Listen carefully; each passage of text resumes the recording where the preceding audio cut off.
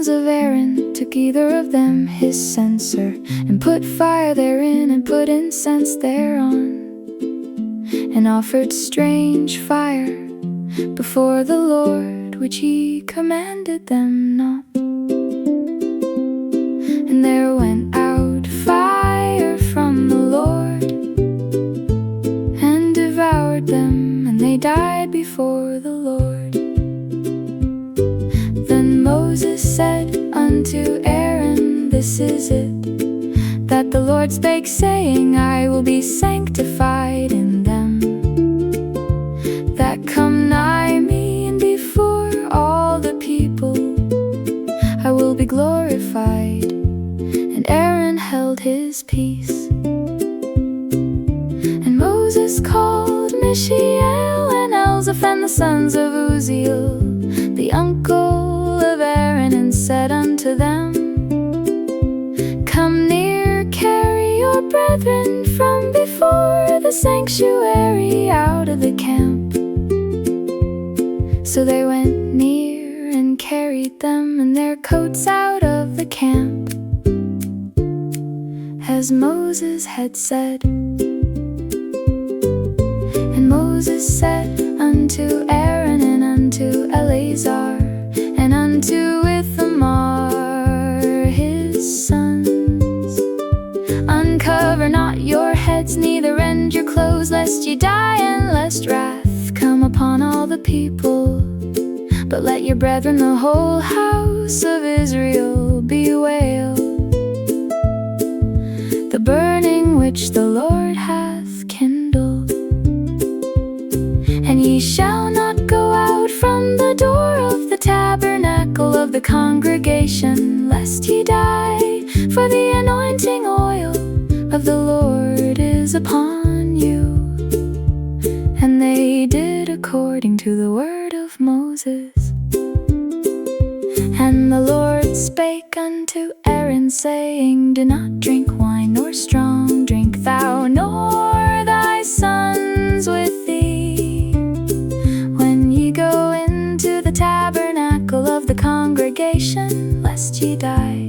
It shall be a statute forever throughout your generations, and that ye may put difference between holy and unholy, and between unclean and clean, and that ye may teach the children of Israel all the statutes which the Lord hath spoken unto them by the hand of Moses.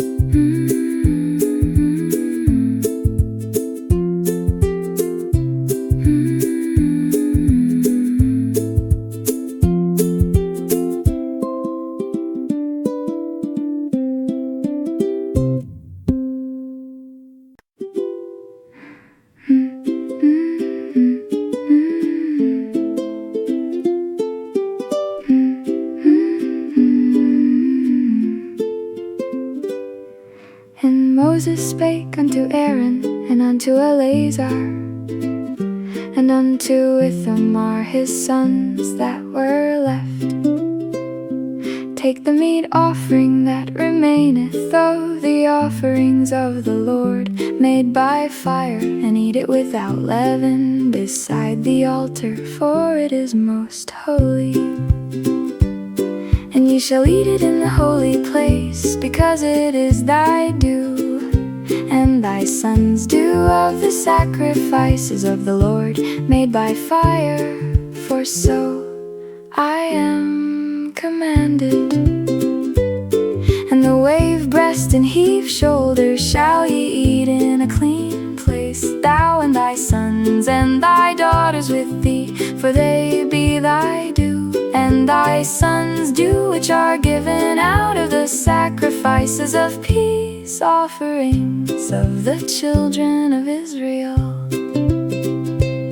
The heave shoulder and the wave breast shall they bring with the offerings made by fire of the fat, to wave it for a wave offering before the Lord. And it shall be thine and thy sons with thee by a statute forever, as the Lord hath commanded.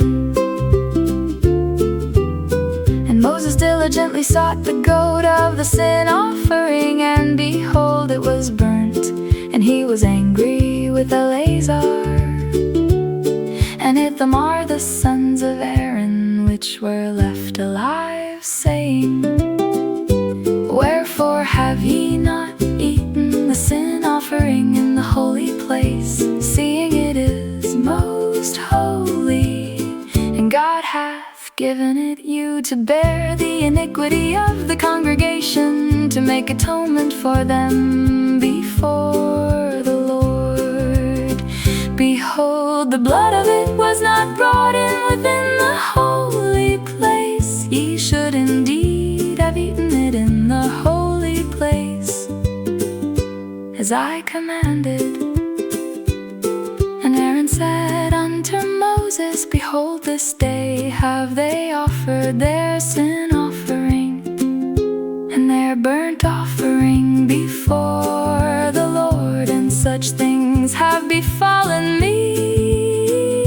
And if I had eaten the sin offering today, should it have been accepted in the sight of the Lord? And when Moses heard that, he was content.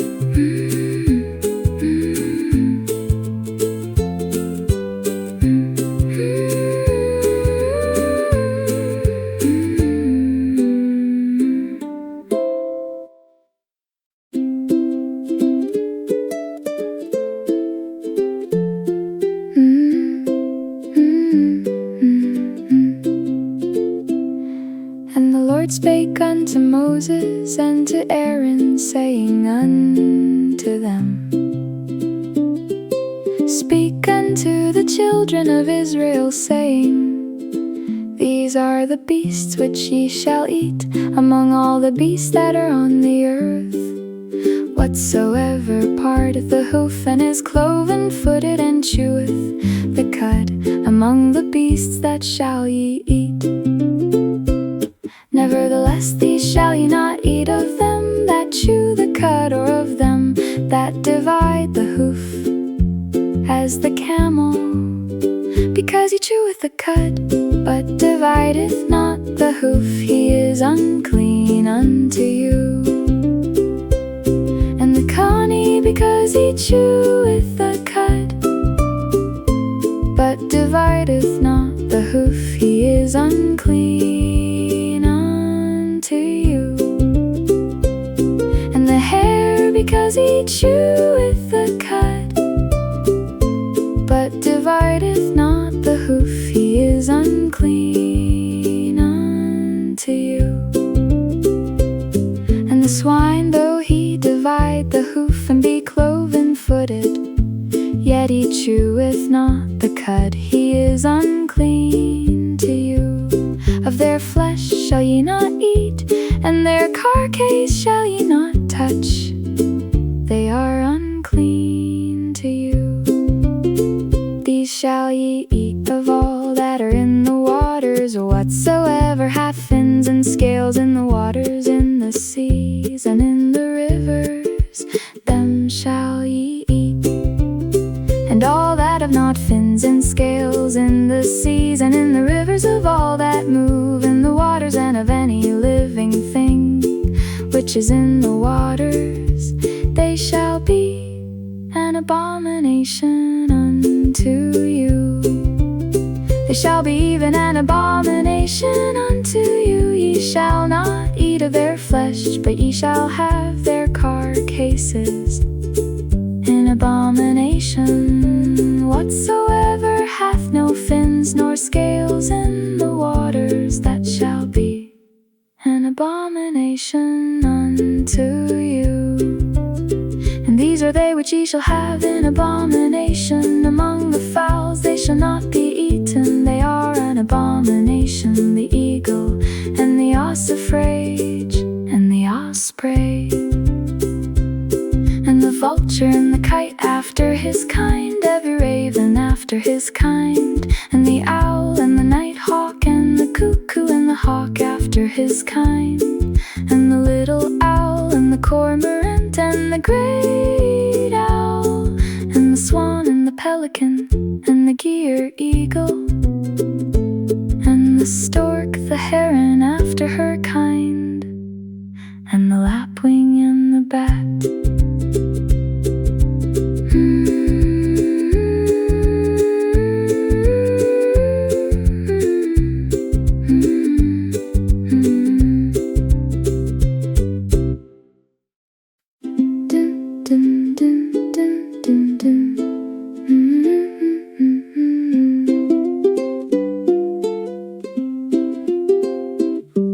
All fowls that creep going upon all four shall be an abomination unto you.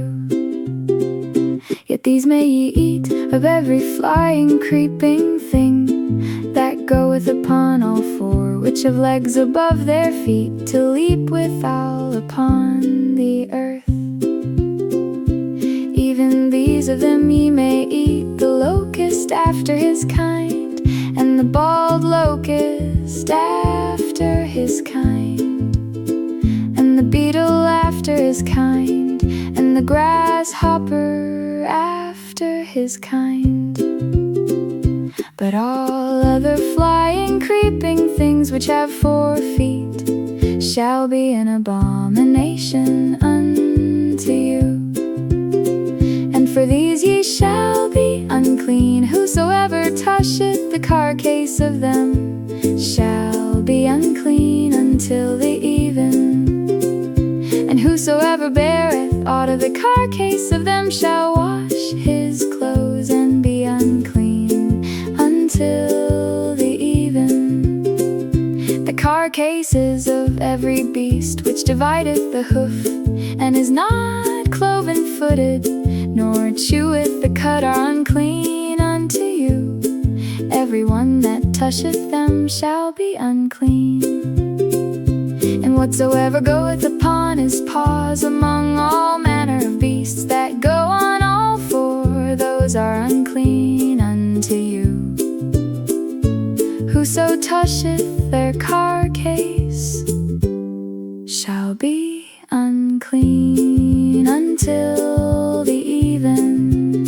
And he that beareth the carcase of them shall wash his clothes and be unclean until the even. They are unclean unto you.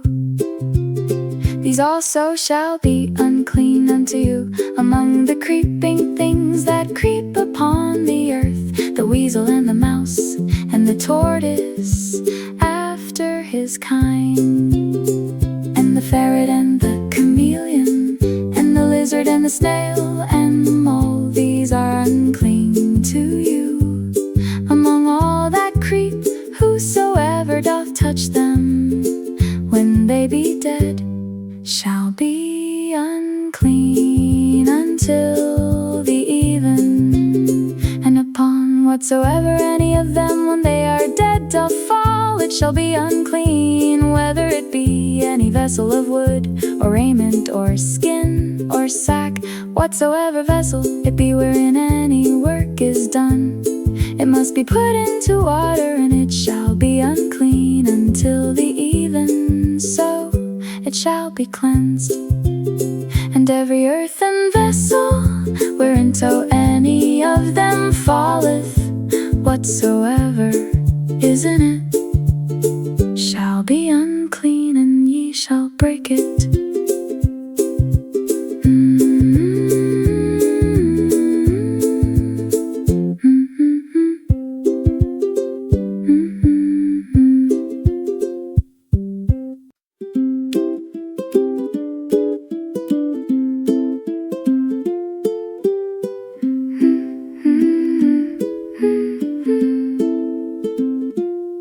Of all meat which may be eaten, that on which such water cometh, shall be unclean.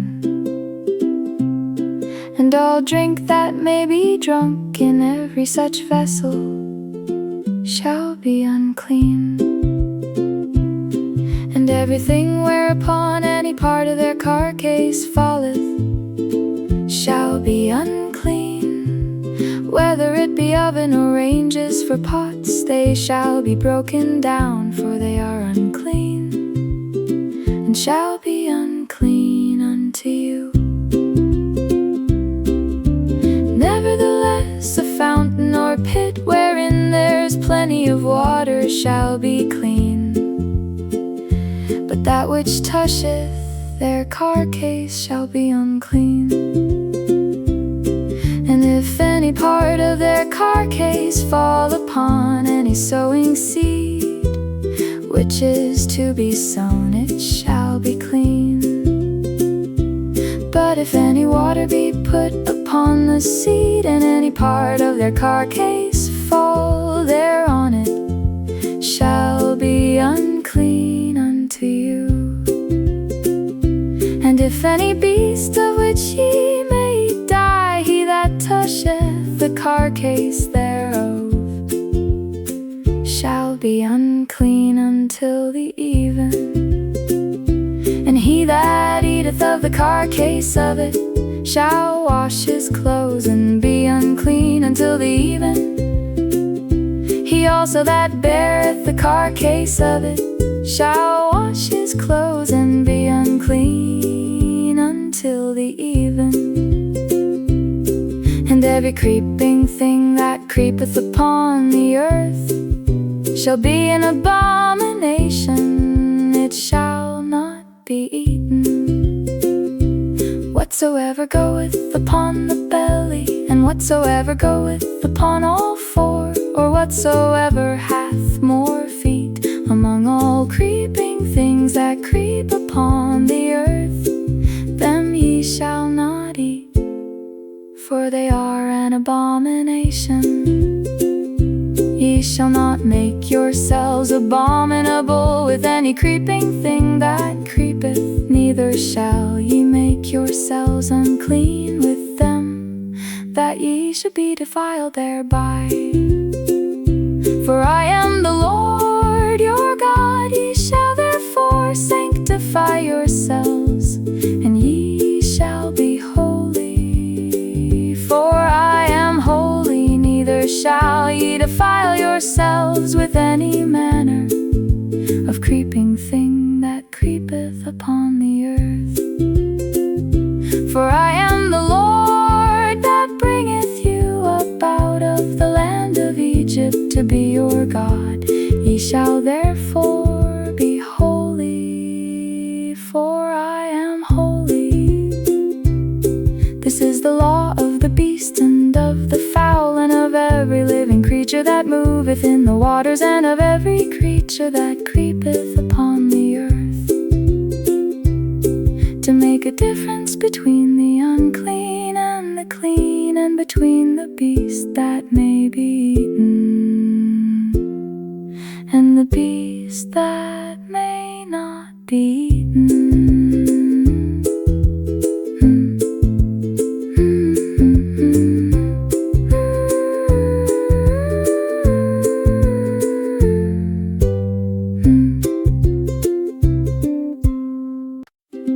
Sola Scriptura, Sola Scriptura. And the Lord called unto Moses, and spake unto him out of the tabernacle of the congregation, saying, Speak unto the children of Israel, and say unto them, If any man of you bring an offering unto the Lord, ye shall bring your offering of the cattle, even of the herd and of the flock. If his offering be a burnt sacrifice of the herd, let him offer a male without blemish. He shall offer it of his own voluntary will, at the door of the tabernacle of the congregation before the Lord. And he shall put his hand upon the head of the burnt offering, and it shall be accepted for him to make atonement for him. And he shall kill the bullock before the Lord, and the priests, Aaron's sons, shall bring the blood and sprinkle the blood round about upon the altar that is by the door of the tabernacle of the congregation. And he shall flay the burnt offering and cut it into his pieces. And the sons of Aaron the priest shall put fire upon the altar and lay the wood in order upon the fire. And the priests, Aaron's sons, shall lay the parts, the head, and the fat in order upon the wood that is on the fire, which is upon the altar. But his inwards and his legs shall he wash in water, and the priest shall burn all on the altar to be a burnt sacrifice, an offering made by fire, of a sweet savor unto the Lord.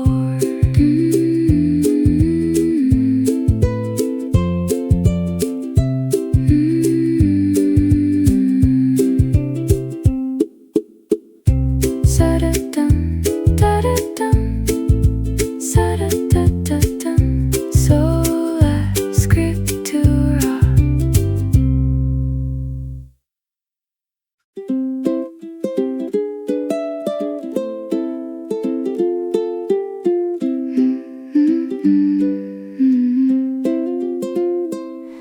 And the Lord spake unto Moses, saying, Speak unto the children of Israel, saying, If a woman have conceived seed and born a man-child, then she shall be unclean 7 days according to the days of the separation. For her infirmity shall she be unclean.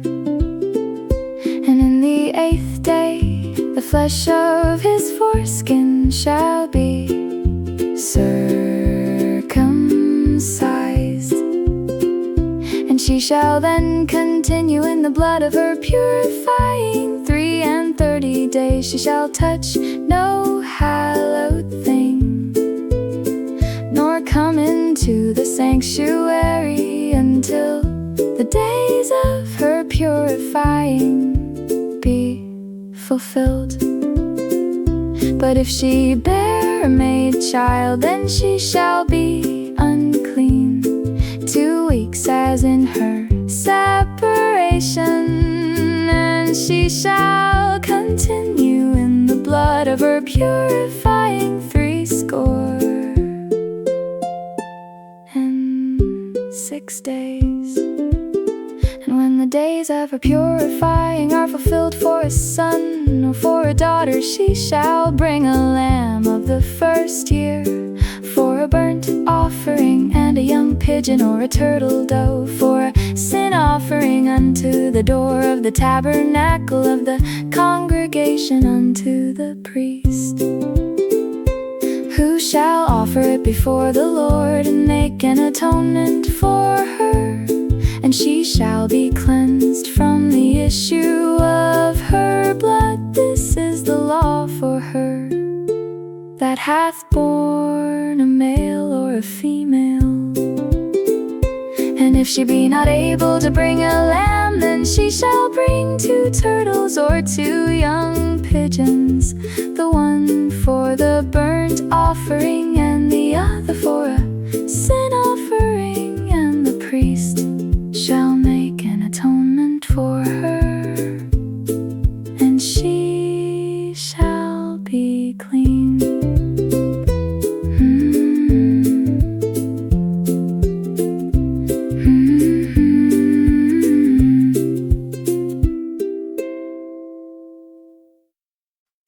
Dun, dun, dun, dun, dun, dun.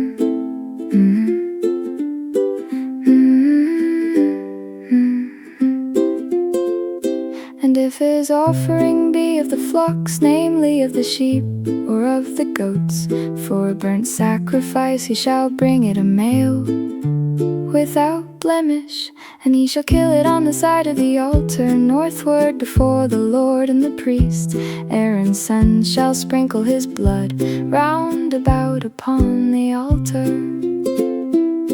And he shall cut it into his pieces with his head and his fat, and the priest shall lay them in order on the wood that is on the fire, which is upon the altar. But he shall wash the inwards and the legs with water, and the priest shall bring it all and burn it upon the altar. It is a burnt sacrifice, an offering made by fire, of a sweet savor unto the Lord. And if the burnt sacrifice for his offering to the Lord be of fowls, then he shall bring his offering of turtle doves or of young pigeons.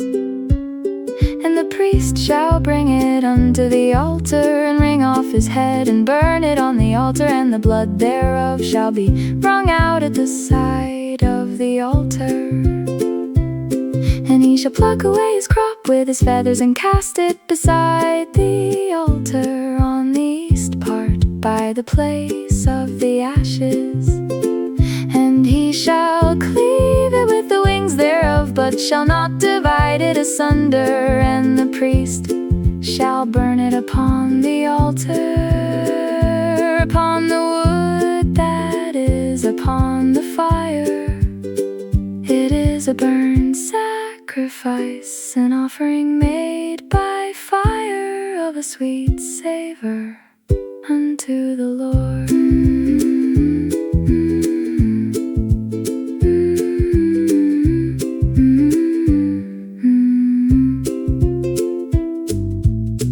Da da da da da da.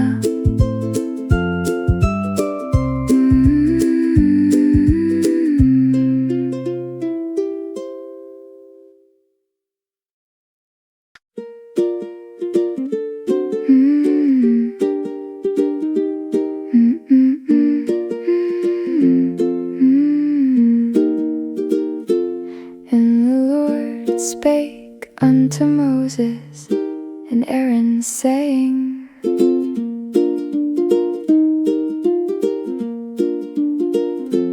when a man shall have in the skin of his flesh arising a scab or bright spot, and it be in the skin of his flesh, like the plague of leprosy, then he shall be brought unto Aaron the priest, or unto one of his sons, the priests. And the priest shall look on the plague in the skin of the flesh, and when the hair in the plague is turned white, and the plague inside be deeper than the skin of his flesh, it is a plague of leprosy. And the priest shall look on him and pronounce him unclean. If the bright spot be white in the skin of his flesh, and in sight be not deeper than the skin, and the hair thereof be not turned white, then the priest shall shut up him that hath the plague 7 days. And the priest shall look on him the 7th day, and behold, if the plague in his sight be at a stay, and the plague spread not in the skin, then the priest shall shut him up 7 days more. And the priest shall look on him again the 7th day, and behold, if the plague be somewhat dark, and the plague spread not in the skin, the priest shall pronounce him clean. It is but a scab, and and he shall wash his clothes and be clean. But if the scab spread much abroad in the skin, after that he hath been seen of the priest for his cleansing, he shall be seen of the priest again. And if the priest see that, behold, the scab spreadeth in the skin, then the priest shall pronounce him unclean. It is a leprosy.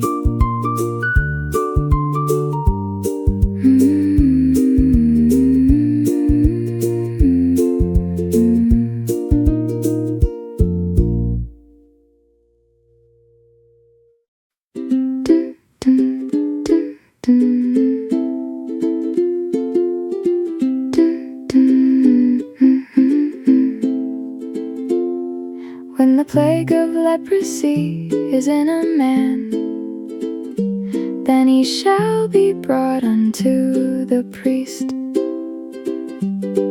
And the priest shall see him, and behold, if the rising be white in the skin, and it have turned the hair white, and there be quick raw flesh in the rising, it is an old leprosy in the skin of his flesh. And the priest shall pronounce him unclean, and shall not shut him up, for he is unclean. And if a leprosy break out abroad in the skin, and the leprosy cover all the skin of him that hath the plague from his head even to his foot, wheresoever the priest looketh, then the priest shall consider, and behold, if the leprosy have covered all his flesh, he shall pronounce him clean. That hath the plague, it is all turned white, he is clean. But when raw flesh appeareth in him, he shall be unclean. And the priest shall see the raw flesh, and pronounce him to be unclean, for the raw flesh is unclean, it is a leprosy. Or if the raw flesh turn again and be changed unto white, he shall come unto the priest. And the priest shall see him, and behold, if the plague be turned into white, then the priest shall pronounce him clean. That hath the plague, he is clean. The flesh also, in which even in the skin thereof was a boil, and is healed. And in the place of the boil there be a white rising, or a bright spot white, and somewhat reddish, and it be shewed to the priest. And if when the priest seeth it, behold, it be inside lower than the skin, and the hair thereof be turned white, the priest shall pronounce him unclean. It is a plague of leprosy broken out of the boil. But if the priest look on it, and behold, there be no white hairs therein, and if it be not lower than the skin, but be somewhat dark, then the priest shall shut him up 7 days. And if it spread much abroad in the skin, then the priest shall pronounce him unclean. It is a plague. But if the bright spot stay in his place, and spread not, it is a burning boil, and the priest shall pronounce him clean.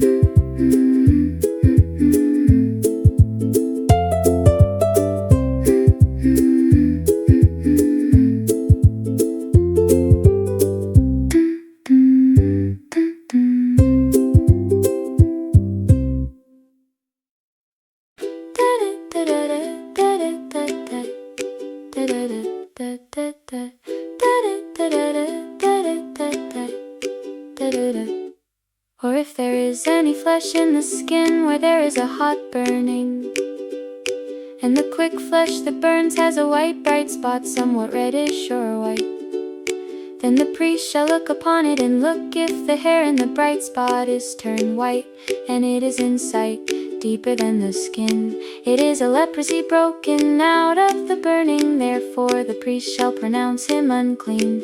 It is the plague of leprosy.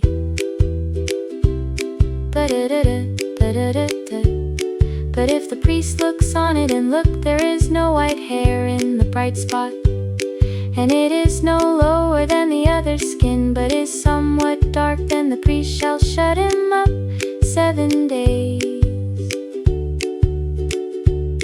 And the priest shall look upon him the 7th day, and if it is spread much abroad in the skin, then the priest shall pronounce him unclean.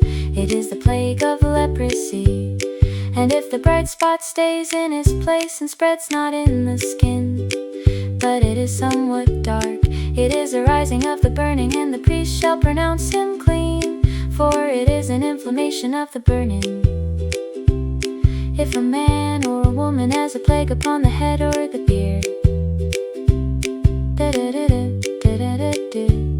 then the priest shall see the plague and look if it is in sight, deeper than the skin, and there is in it a yellow thin hair, then the priest shall pronounce him unclean. It is a dry scall, even a leprosy upon the head or beard.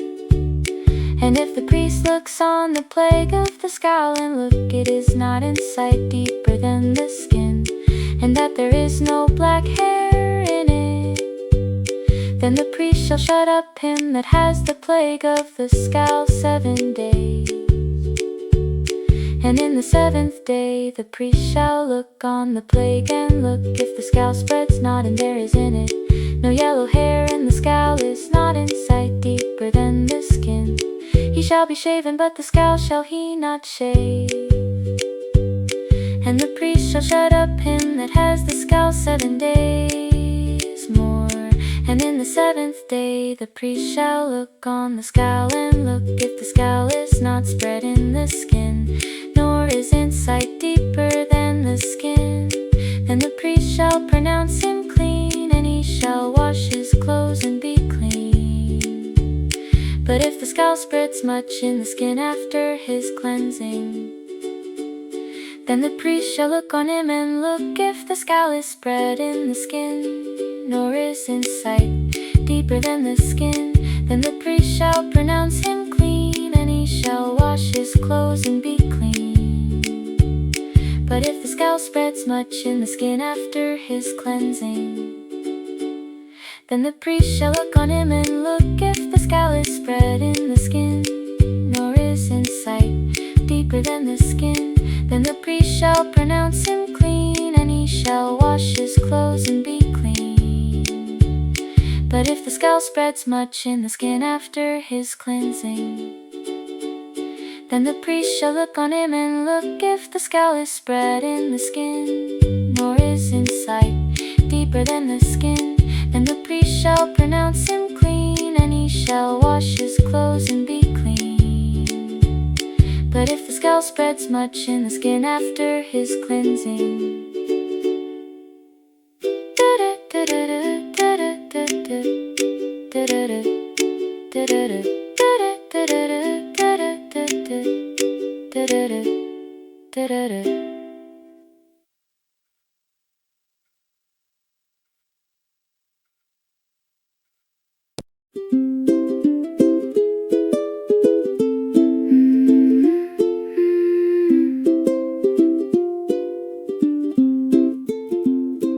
if a man also or a woman has in the skin of their flesh bright spots, even white bright spots,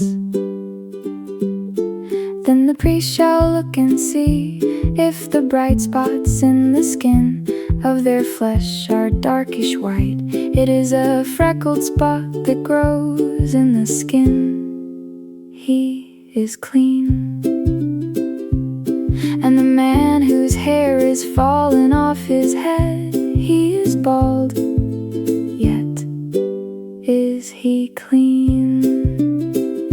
And he that has his hair fallen off from the part of his head toward his face, he is forehead bald, yet is he clean. And if there is in the bald head or bald forehead a white reddish sore, it is a leprosy sprung up in his bald head or his bald forehead.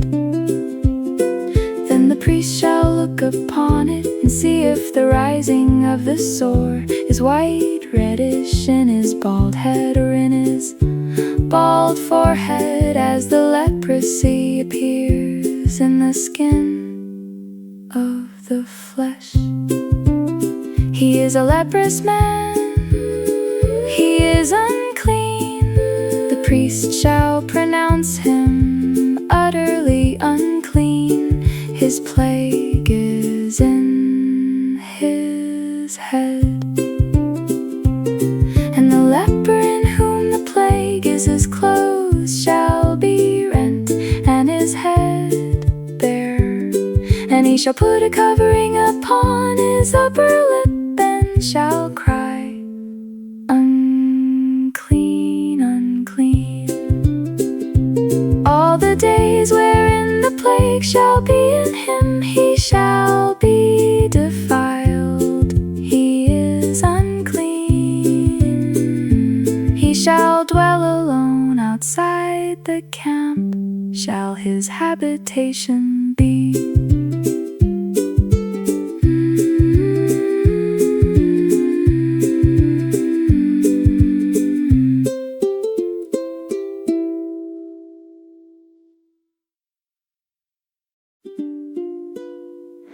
The garment also that the plague of leprosy is in, whether it is a woolen garment or a linen garment, whether it is in the warp or woof of linen or of woolen, whether in a skin or in anything made of skin.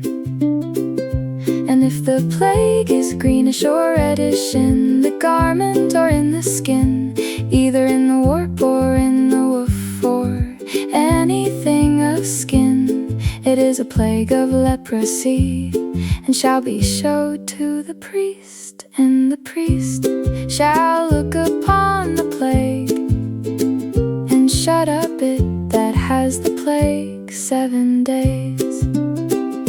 And he shall look on the plague on the 7th day. If the plague is spread in the garment, either in the warp or in the woof or in a skin, or in any work that is made of skin, the plague is a fretting leprosy, it is unclean.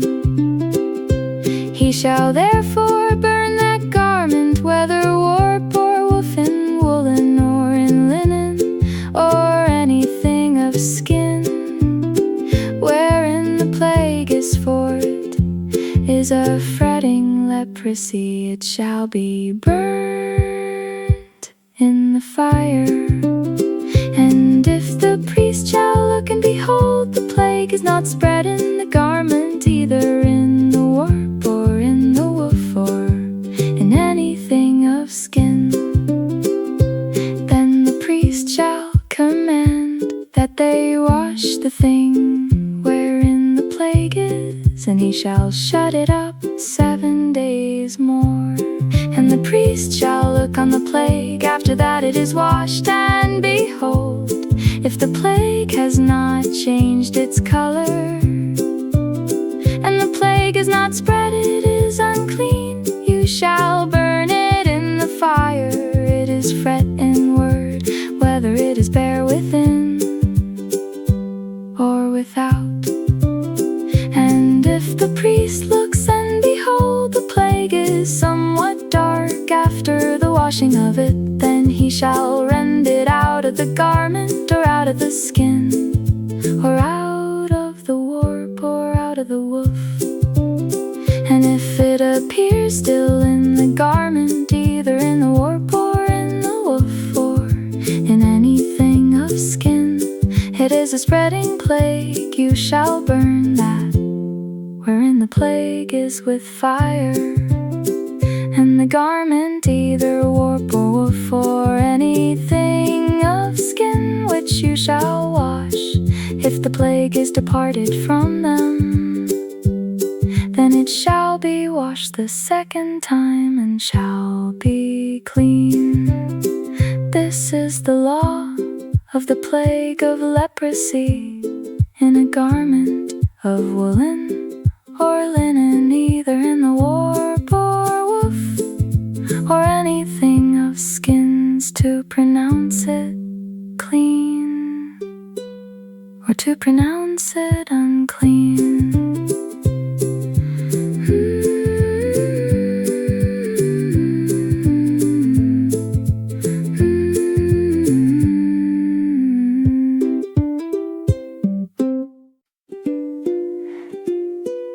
And the Lord spoke to Moses, saying, This shall be the law of the leper in the day of his cleansing.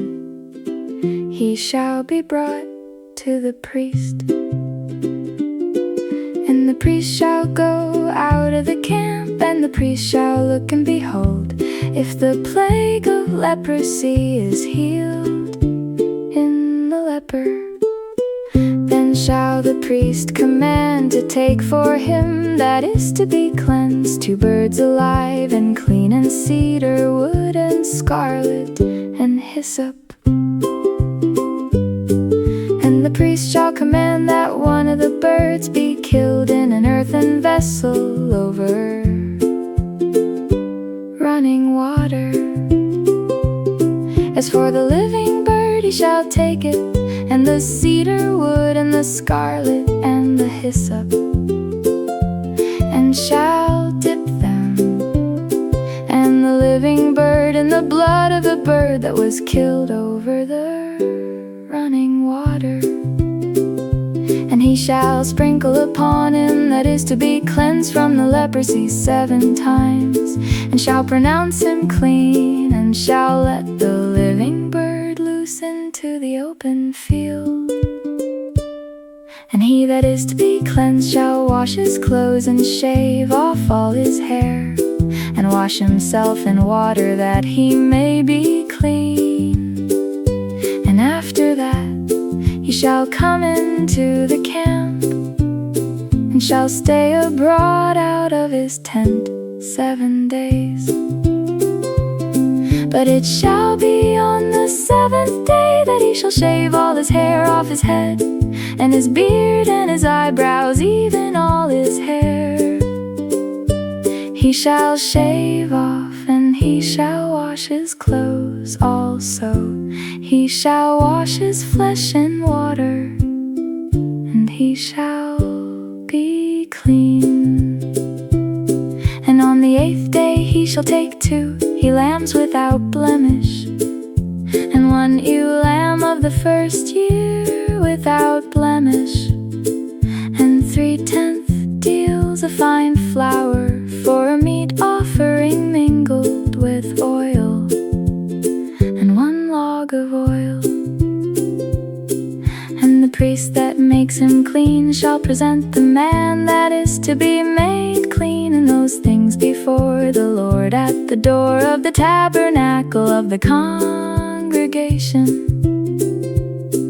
And the priest shall take 1 he-lamb and offer him for a trespass offering, and the log of oil, and wave them for a wave offering before the Lord. And he shall slay the lamb in the place where he shall kill the sin offering and the burnt offering in the holy place. For as the sin offering is the priest's, so is the trespass offering. It is most holy.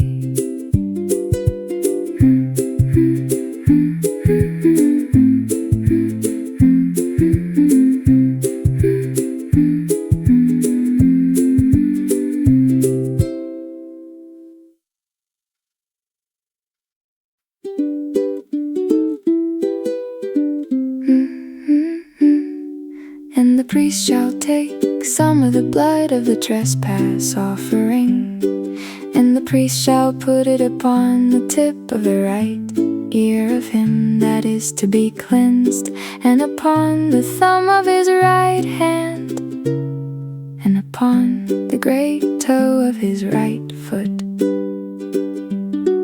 And the priest shall take some of the log of oil and pour it into the palm of his own left hand.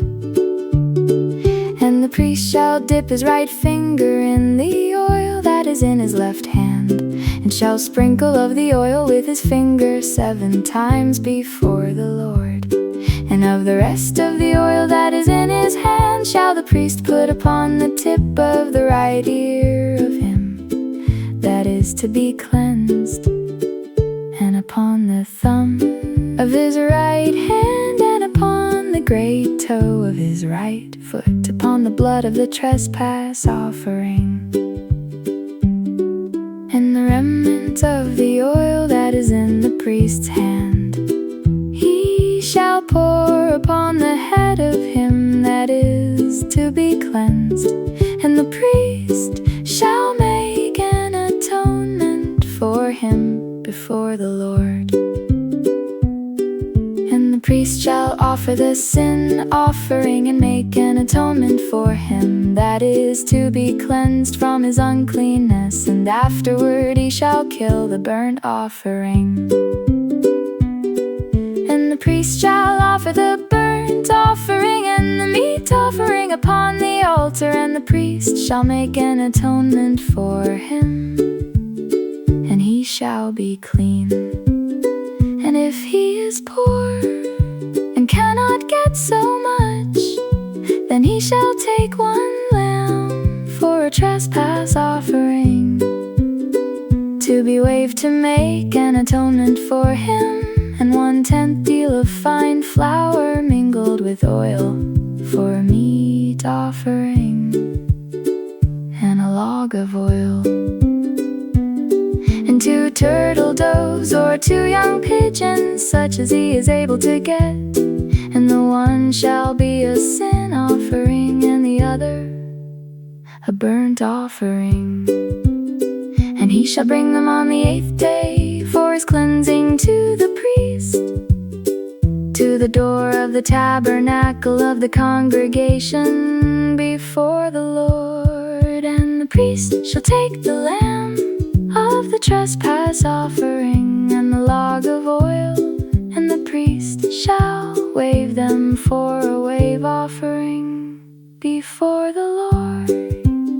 And he shall kill the lamb of the trespass offering, and the priest shall take some of the blood of the trespass offering and put it upon the tip of the right ear of him that is to be cleansed, and upon the thumb of his right hand, and upon the great toe of his right foot.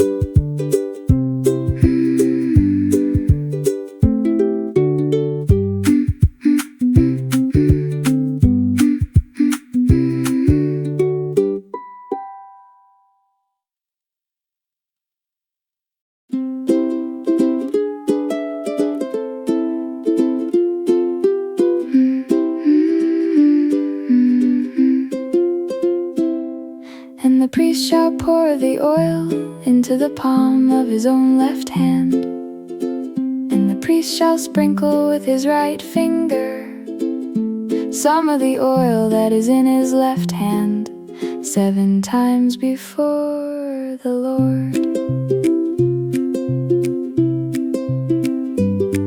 And the priest shall put of the oil that is in his hand upon the tip of the right ear of him that is to be cleansed, and upon the thumb of his right hand, and upon the great toe of his right foot, upon the place of the blood of the trespass offering. And the rest of the oil that is in the priest's hand he shall put upon the head of him that is to be cleansed, to make an atonement for him before the Lord. And he shall offer the one of the turtle doves or of the young pigeons, such as he can get, even such as he is able to get, the one for a sin offering and the other for a burnt offering with the meat offering. And the priest shall make an atonement for him that is to be cleansed before the Lord. This is the law of him in whom is the plague of leprosy, whose hand is not able to get that which pertains to his cleansing. And the Lord spoke to Moses and to Aaron, saying, when you have come into the land of Canaan, which I give to you for a possession, and I put the plague of leprosy in a house of the land of your possession, and he that owns the house shall come and tell the priest, saying, it seems to me there is as it were a plague in the house. Then the priest shall command that they empty the house before the priest goes into it, to see the plague, that all that is in the house be not made unclean. And afterward the priest shall go in to see the house.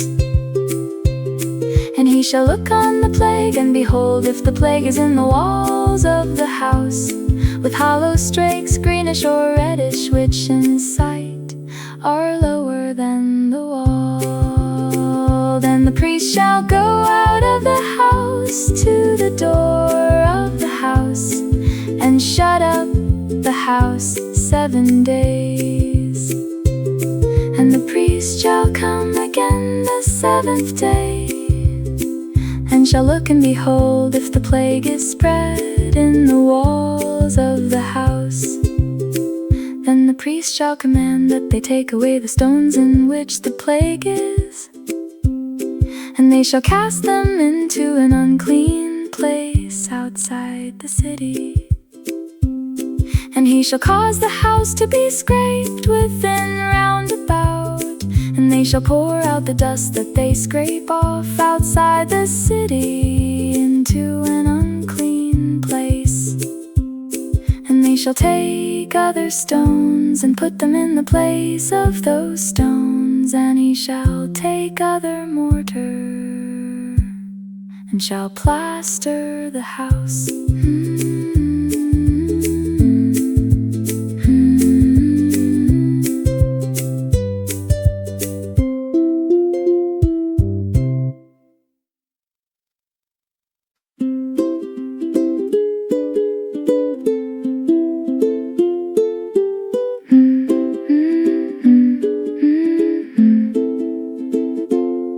And if the plague comes again and breaks out in the house, after he has taken away the stones, and after he has scraped the house, and after it is plastered, then the priest shall come and look, and behold, if the plague is spread in the house, it is a fretting leprosy in the house, it is unclean.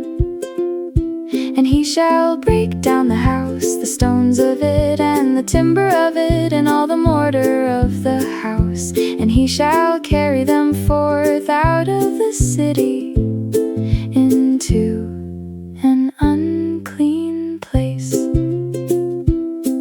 Moreover, he that goes into the house all the while that it is shut up shall be unclean until the evening.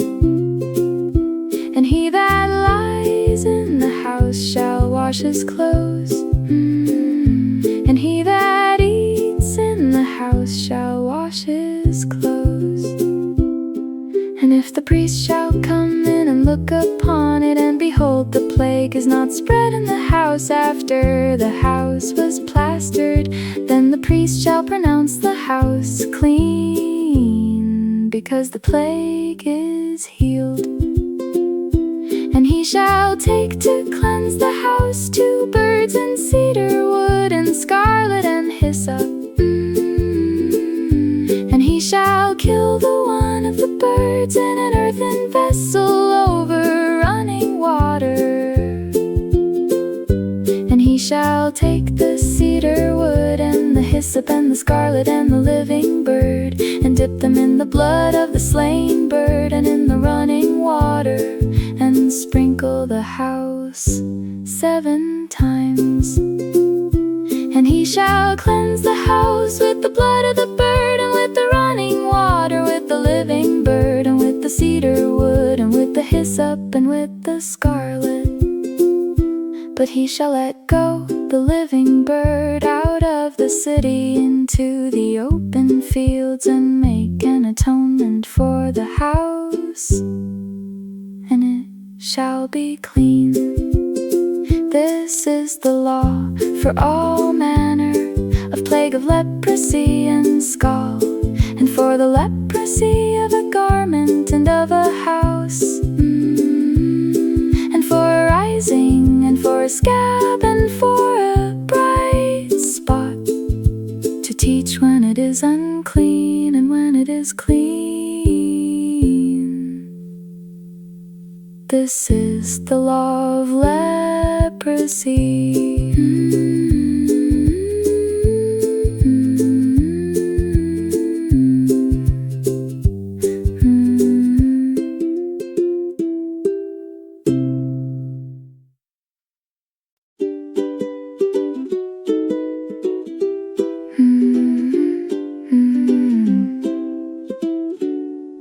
And the Lord spoke to Moses and to Aaron, saying, Speak to the children of Israel, and say to them, When any man has a running issue out of his flesh, because of his issue he is unclean.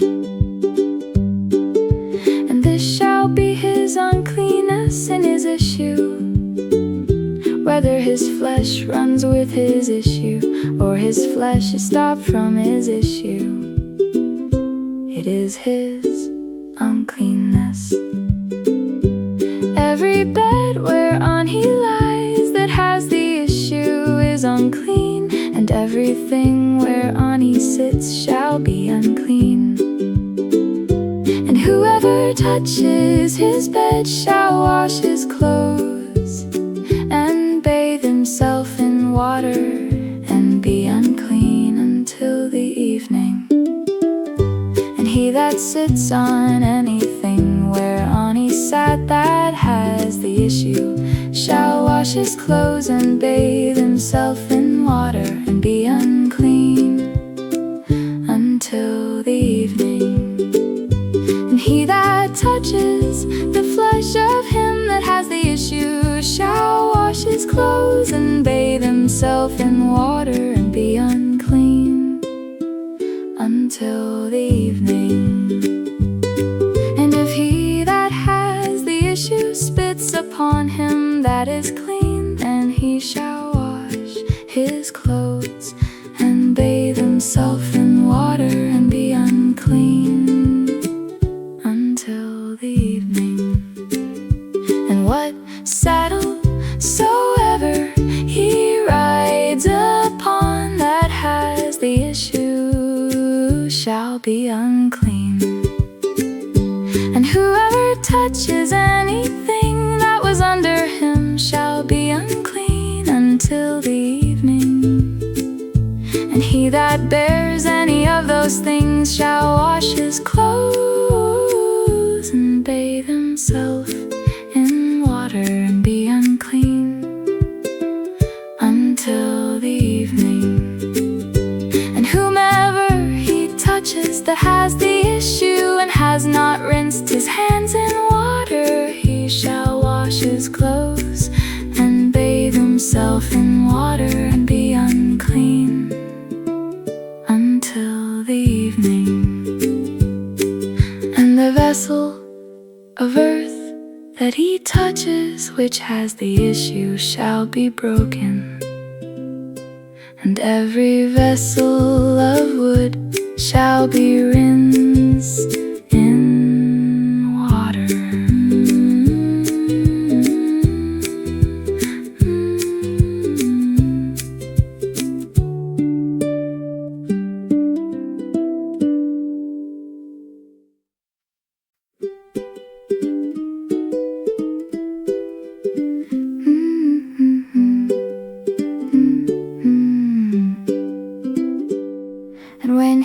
that has an issue is cleansed of his issue, then he shall count to himself 7 days for his cleansing, and wash his clothes and bathe his flesh in running water, and shall be clean. And on the 8th day he shall take to him 2 turtle doves or 2 young pigeons, and come before the Lord to the door of the tabernacle of the congregation, and give them to the priest. And the priest shall offer them, the one for a sin offering, and the other for a burnt offering. And the priest shall make an atonement for him before the Lord for his issue. And if any man's seed of copulation go out from him, then he shall wash all his flesh in water, and be unclean until the evening. And every garment and every skin whereon is the seed of copulation shall be washed with water, and be unclean until the evening. The woman also with whom man shall lie with seed of copulation, they shall both bathe themselves in water, and be unclean until the evening. And if a woman has an issue, and her issue in her flesh is blood, she shall be put apart 7 days, and whoever touches her shall be unclean until the evening. And everything that she lies upon in her separation shall be unclean. Everything also that she sits upon shall be unclean.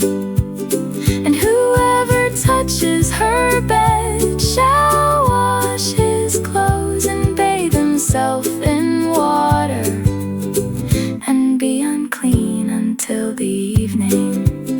And whoever touches anything that she sat upon shall wash his clothes and bathe himself in water, and be unclean until the evening. And if it is on her bed, or on anything whereon she sits, when he touches it, he shall be unclean until the evening. And if any man lie with her at all, and her flowers be upon him, he shall be unclean 7 days, and all the bed whereon he lies shall be unclean.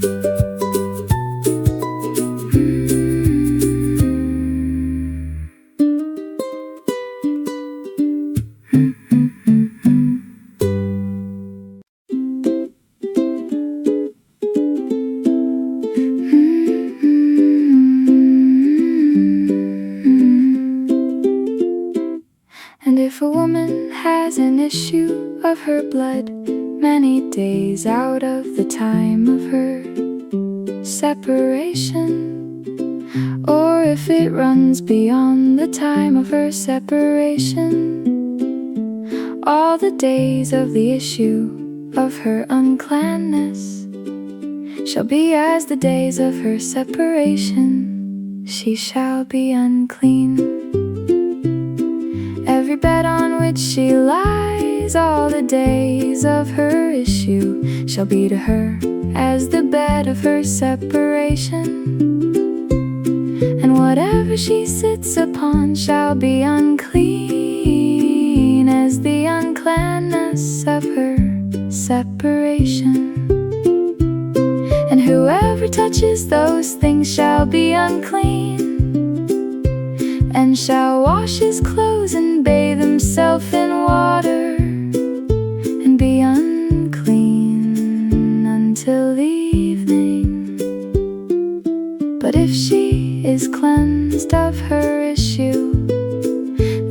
shall count to herself 7 days, and after that she shall be clean.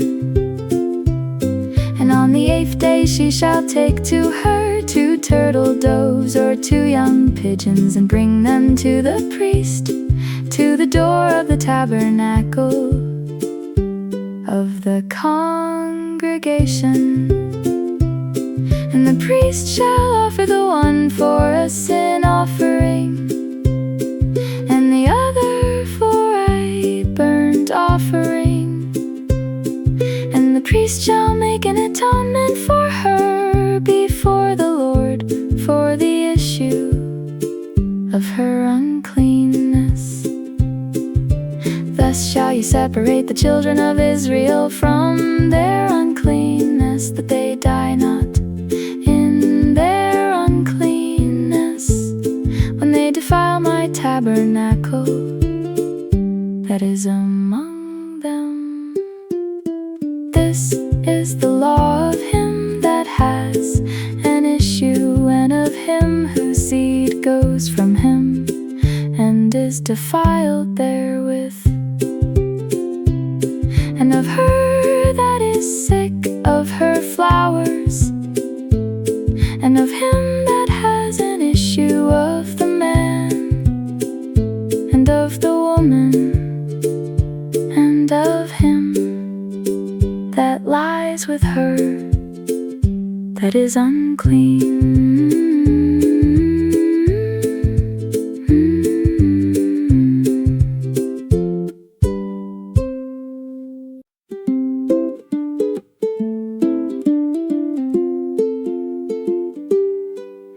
And the Lord spoke to Moses after the death of the 2 sons of Aaron, when they offered before the Lord and died. And the Lord said to Moses, "Speak to Aaron your brother, that he come not at all times into the holy place within the veil before the mercy seat, which is upon the ark, that he die not. For I will appear in the cloud upon the mercy seat. Thus shall Aaron come into the holy place with a young bull for a sin offering, and a ram for a burnt offering. He shall put on the holy linen coat, and he shall have the linen breeches upon his flesh, and shall be girded with a linen girdle, and with the linen mitre shall he be attired. These are holy garments, therefore shall he wash his flesh in water, and so put them on. And he shall take of the congregation of the children of Israel 2 kids of the goats for a sin offering, and 1 ram for a burnt offering. And Aaron shall offer his bull of the sin offering, which is for himself, and make an atonement for himself and for his house. And he shall take the 2 goats and present them before the Lord at the door of the tabernacle of the congregation. And Aaron shall cast lots upon the 2 goats, 1 lot for the Lord, and the other lot for the scapegoat. And Aaron shall bring the goat upon which the Lord lot fell, and offer him for the sin offering. But the goat on which the lot fell to be the scapegoat shall be presented alive before the Lord, to make an atonement with him, and to let him go for a scapegoat into the wilderness.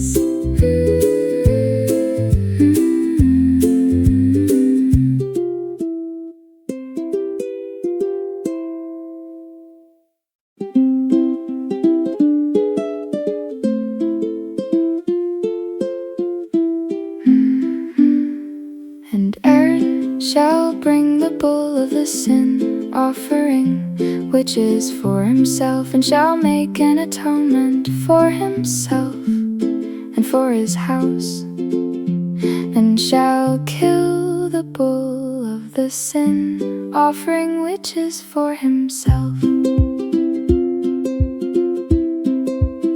And he shall take a censer full of burning coals of fire from off the altar before the Lord, and his hands full of sweet incense beaten small, and bring it within the veil. And he shall put the incense upon the fire before the Lord, that the cloud of the incense may cover the mercy seat that is upon the testimony, that he die not. And he shall take of the blood of the bull, and sprinkle it with his finger upon the mercy seat eastward, and before the mercy seat shall he sprinkle of the blood with his finger 7 times. Then shall he kill the goat of the sin offering that is for the people, and bring his blood within the veil, and do with that blood as he did with the blood of the bull, and sprinkle it upon the mercy seat and before the mercy seat. And he shall make an atonement for the holy place, because of the uncleanness of the children of Israel, and because of their transgressions and all their sins. And so shall he do for the tabernacle of the congregation that remains among them in the midst of their uncleanness. And there shall be no man in the tabernacle of the congregation when he goes in to make an atonement in the holy place, until he comes out and has made an atonement for himself and for his household and for all the congregation of Israel.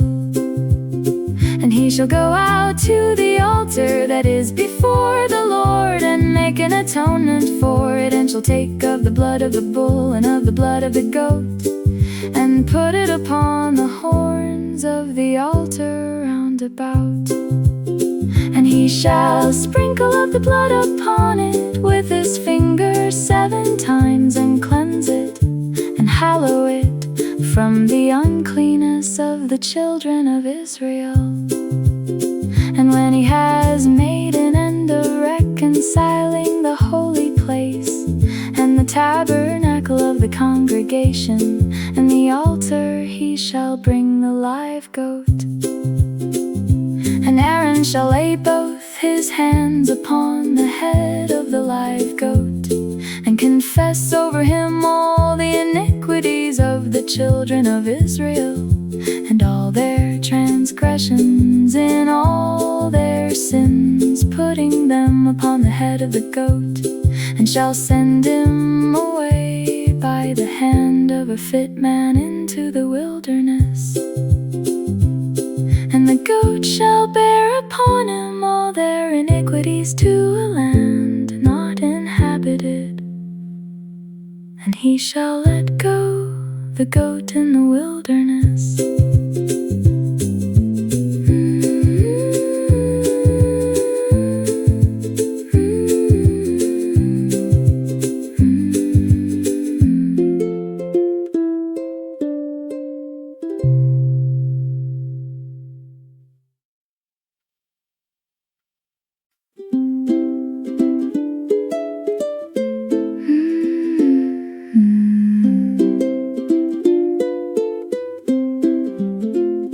And Aaron shall come into the tabernacle of the congregation, and shall put off the linen garments which he put on when he went into the holy place, and shall leave them there.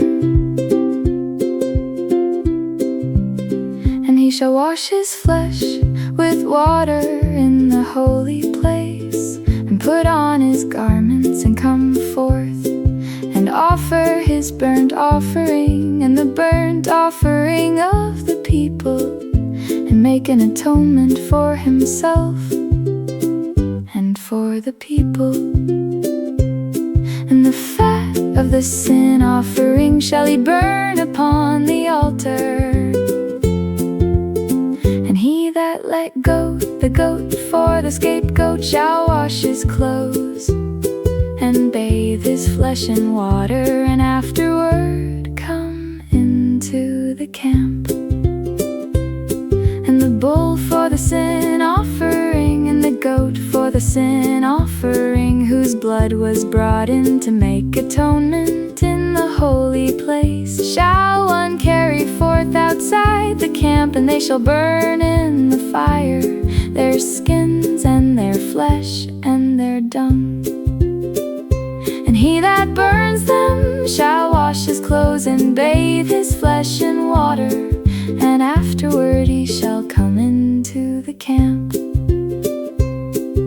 And this shall be a statute forever to you, that in the 7th month, on the 10th day of the month, you shall afflict your souls and do no work at all, whether it is one of your own country or a stranger that sojourns among you.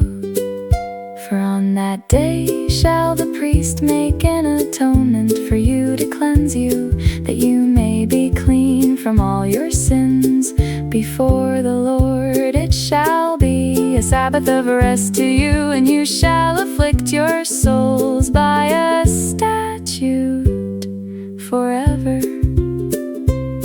And the priest whom he shall anoint, and whom he shall consecrate to minister in the priest office in his father's stead, shall make the atonement, and shall put on the linen clothes, even the holy garments. And he shall make an atonement for the holy sanctuary, and he shall make an atonement for the tabernacle of the congregation, and for the altar. And he shall make an atonement for the priests, and for all the people of the congregation. And this shall be an everlasting statute to you, to make an atonement for the children of Israel for all their sins once a year. And he did as the Lord commanded Moses.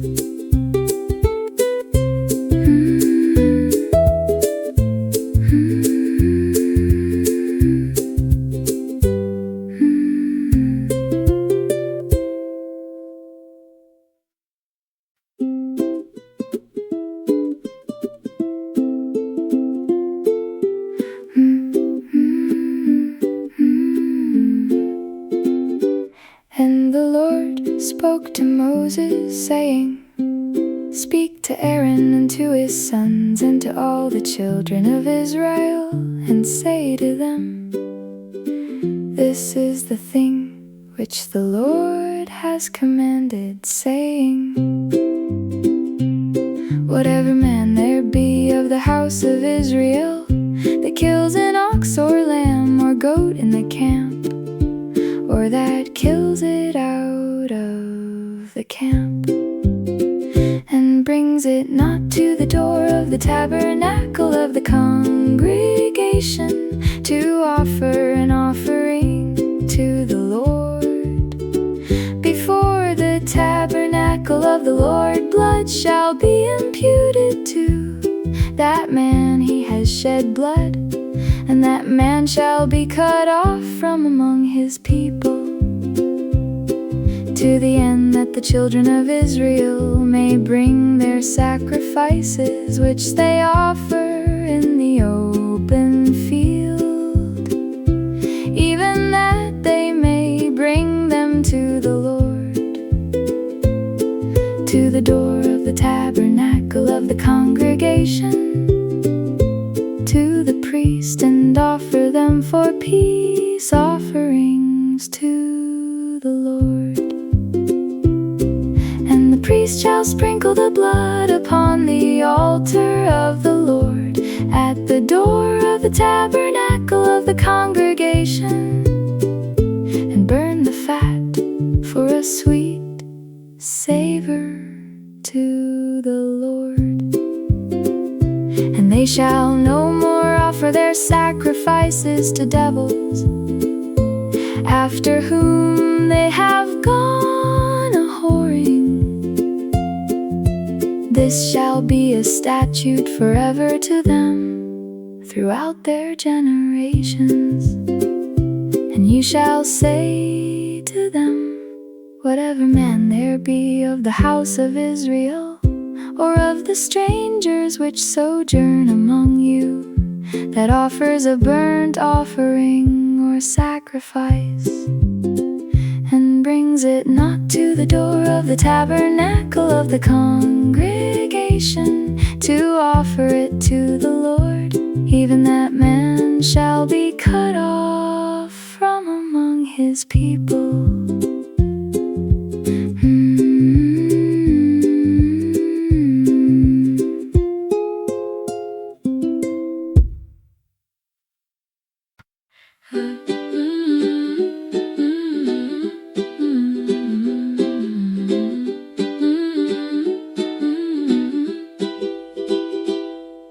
And whatever man there is of the house of Israel, or of the strangers who sojourn among you, who eats any manner of blood, I will even set my face against that soul that eats blood, and will cut him off from among his people.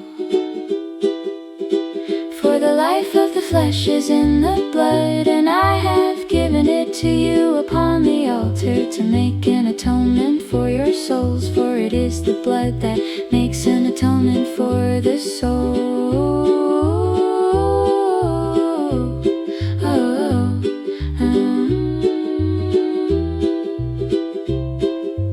Therefore I said to the children of Israel, no soul of you shall eat blood, neither shall any stranger who sojourns among you eat blood.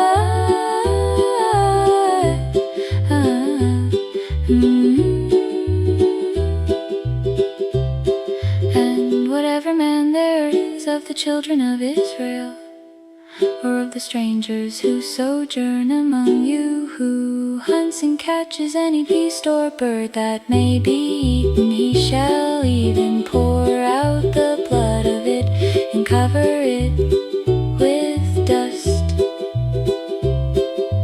For it is the life of all flesh, the blood it is for the life of it. Therefore I said to the children of Israel, you shall eat the blood of no manner of flesh, for the life of all flesh is the blood of it. Whoever eats it shall be cut off. And every soul that eats that which died of itself, or that which was torn with beasts, whether it is one of your own country or a stranger, he shall both wash his clothes and wash himself in water, and be unclean until the evening. Then shall he be clean.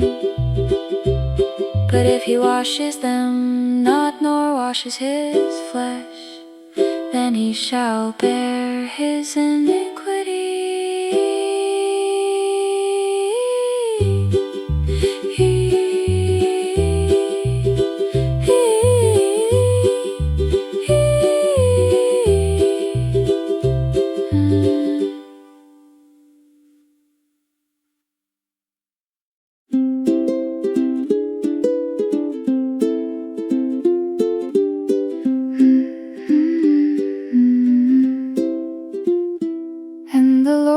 Spoke to Moses, saying, speak to the children of Israel, and say to them, I am the Lord your God. After the doings of the land of Egypt, wherein you dwelt, shall you not do? And after the doings of the land of Canaan, where I bring you, shall you not do? Neither shall you walk in their ordinances. You shall do my judgments and keep my ordinances to walk therein. I am the Lord your God. You shall therefore keep my statutes and my judgments, which if a man do, he shall live in them. I am the Lord. None of you shall approach to any that is near of kin to him, to uncover their nakedness. I am the Lord. The nakedness of your father or the nakedness of your mother shall you not uncover. She is your mother, you shall not uncover her nakedness. The nakedness of your father, wife, shall you not uncover. It is your father nakedness. The nakedness of your sister, the daughter of your father or daughter of your mother, whether she is born at home or born abroad, even their nakedness you shall not uncover.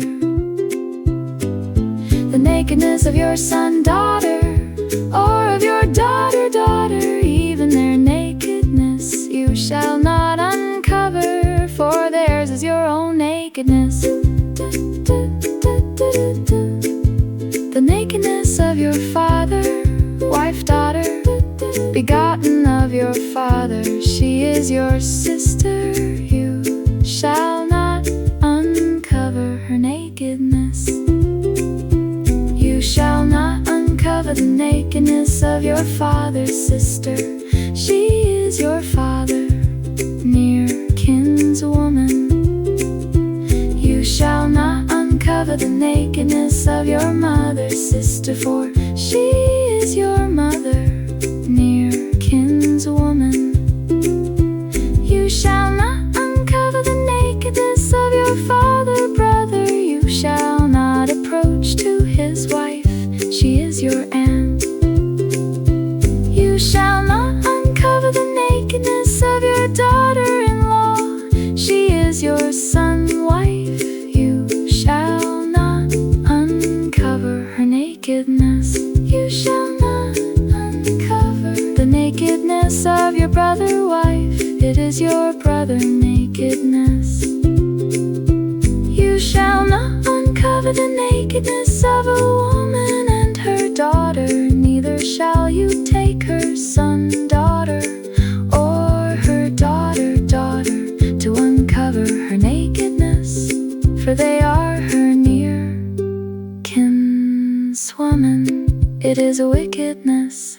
Neither shall you take a wife to her sister, to vex her, to uncover her nakedness beside the other in her lifetime.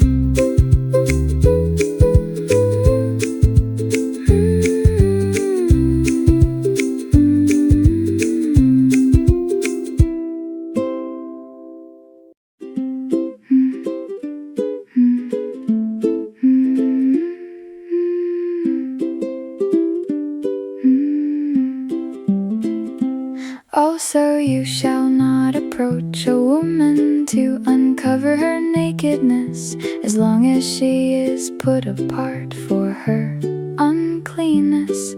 Moreover, you shall not lie carnally with your neighbor's wife, to defile yourself with her. And you shall not let any of your seed pass through the fire to Molech.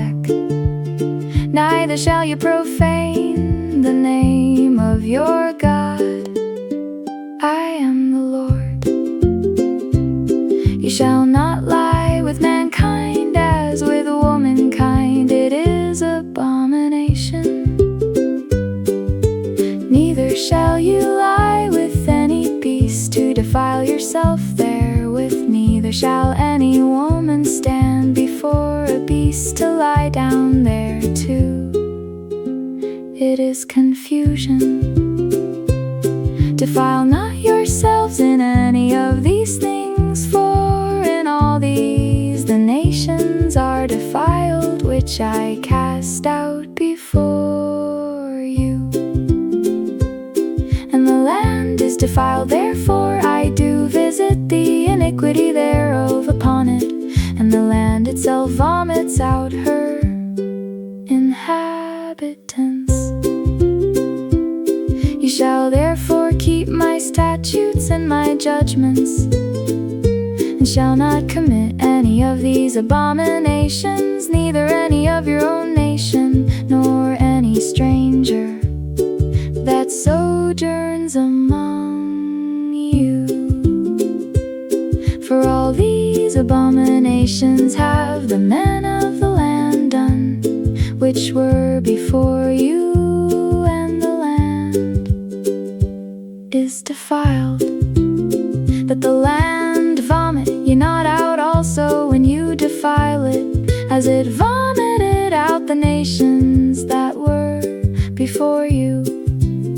For whoever shall commit any of these abominations, even the souls that commit them, shall be cut off from among their people. Therefore shall you keep my ordinance, that you commit not any one of these abominable customs which were committed before you, and that you defile not yourselves therein. I am the Lord your God.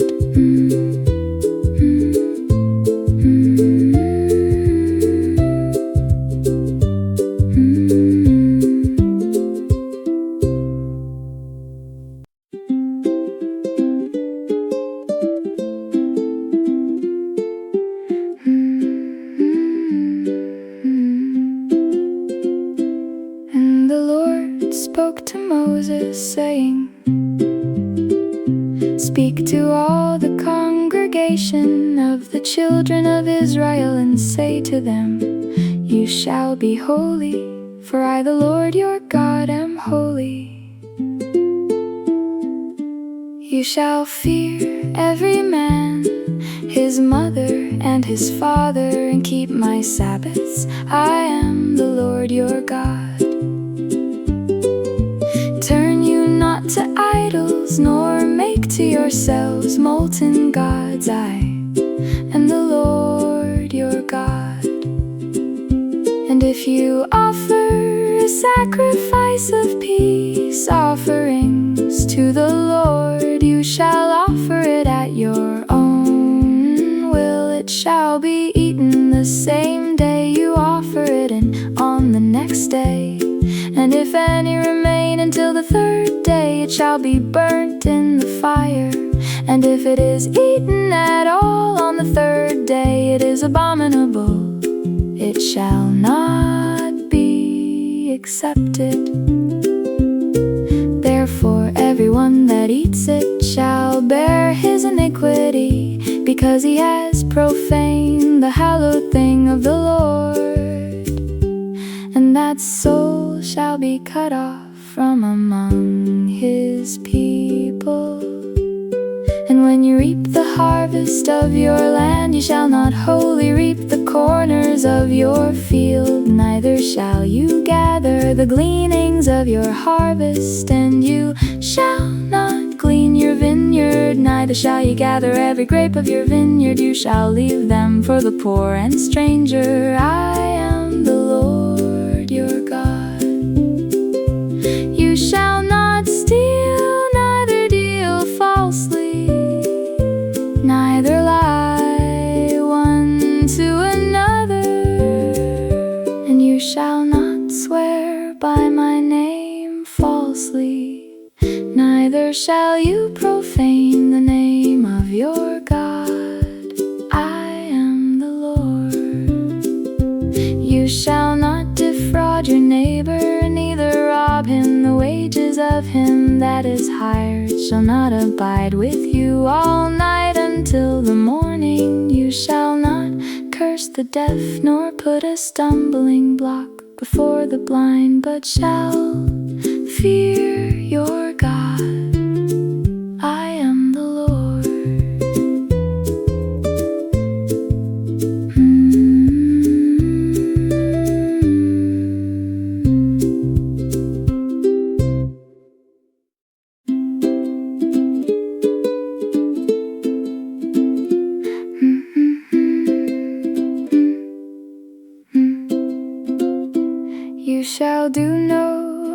righteousness in judgment.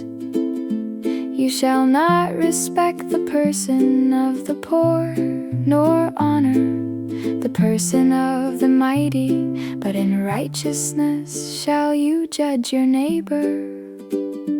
You shall not go up and down as a talebearer among your people, neither shall you stand against the blood of your neighbor. I am the Lord. You shall not hate your brother in your heart. You shall in any wise rebuke your neighbor, and not suffer sin upon him. You shall not avenge nor bear any grudge against the children of your people, but you shall love your neighbor as yourself. I am the Lord. You shall keep my statutes. You shall not let your cattle breed with a different kind.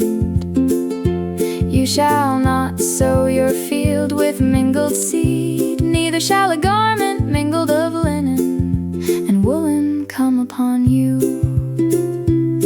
And whoever lies carnally with a woman, that is a bondmaid, betrothed to a husband, and not at all redeemed, nor freedom given her, she shall be scourged. They shall not be put to death, because she was not free. And he shall bring his trespass offering to the Lord, to the door of the tabernacle of the congregation, even a ram for a trespass offering. And the priest shall make an atonement for him with the ram of the trespass offering before the Lord for his sin which he has done, and the sin which he has done shall be forgiven him. And when you shall come into the land and shall have planted all manner of trees for food, then you shall count the fruit thereof as uncircumcised. 3 years shall it be as uncircumcised to you. It shall not be eaten of.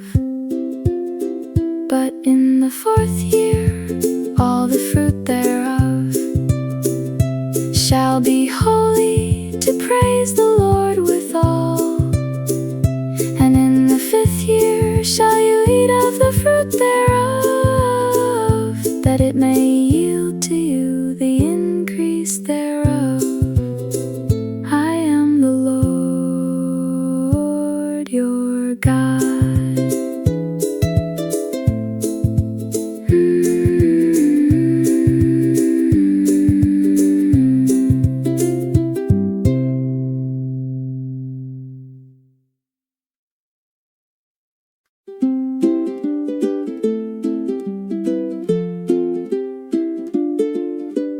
You shall not eat anything with the blood, neither shall you use enchantment, nor observe times.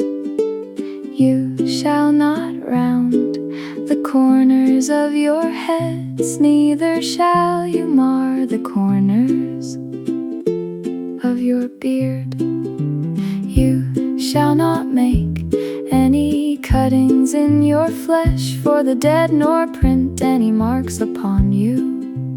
I am the Lord. Do not prostitute your daughter to cause her to be a whore, lest the land fall to whoredom and the land become full of wickedness. You shall keep my Sabbaths and reverence my sanctuary. I am the Lord. Regard not them that have familiar spirits, neither seek after wizards to be defiled by them. I am the Lord your God. You shall rise rise up before the hoary head, and honor the face of the old man, and fear your God. I am the Lord. And if a stranger sojourn with you in your land, you shall not vex him, but the stranger that dwells with you shall be to you as one born among you, and you shall love him as yourself, for you were strangers in the land of Egypt. I am the Lord your God. You shall do no unrighteousness in judgment, in meaty yard, in weight, or in measure. Just balances, just weights, a just ephah, and a just hin shall you have.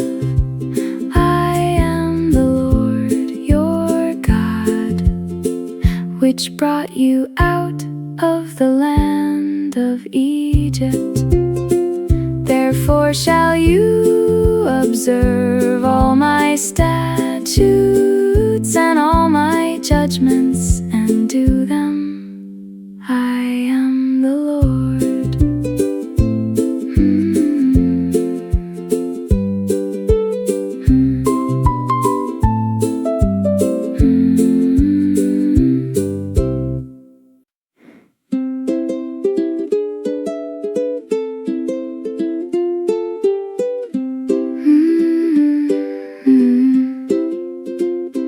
And the Lord spoke to Moses, saying,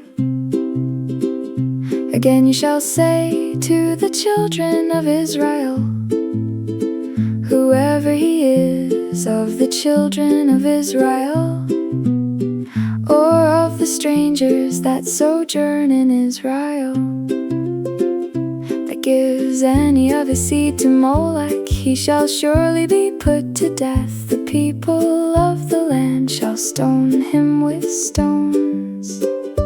And I will set my face against that man, and will cut him off from among his people, because he has given of his seed to Molech, to defile my sanctuary, and to profane my holy name. And if the people of the land do anyways hide their eyes from the man, when he gives of his seed to Molech, and do not kill him, then I will set my face against that man and against his family, and will cut him off, and all that go prostituting after him to commit whoredom with Molech from among their people. And the soul that turns after such as have familiar spirits, and after wizards to go prostituting after them, I will even set my face against that soul, and will cut him off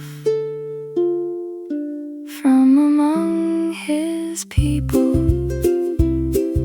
Sanctify yourselves therefore, and be holy, for I am the Lord your God. And you shall keep my statutes and do them. I am the Lord who sanctifies you.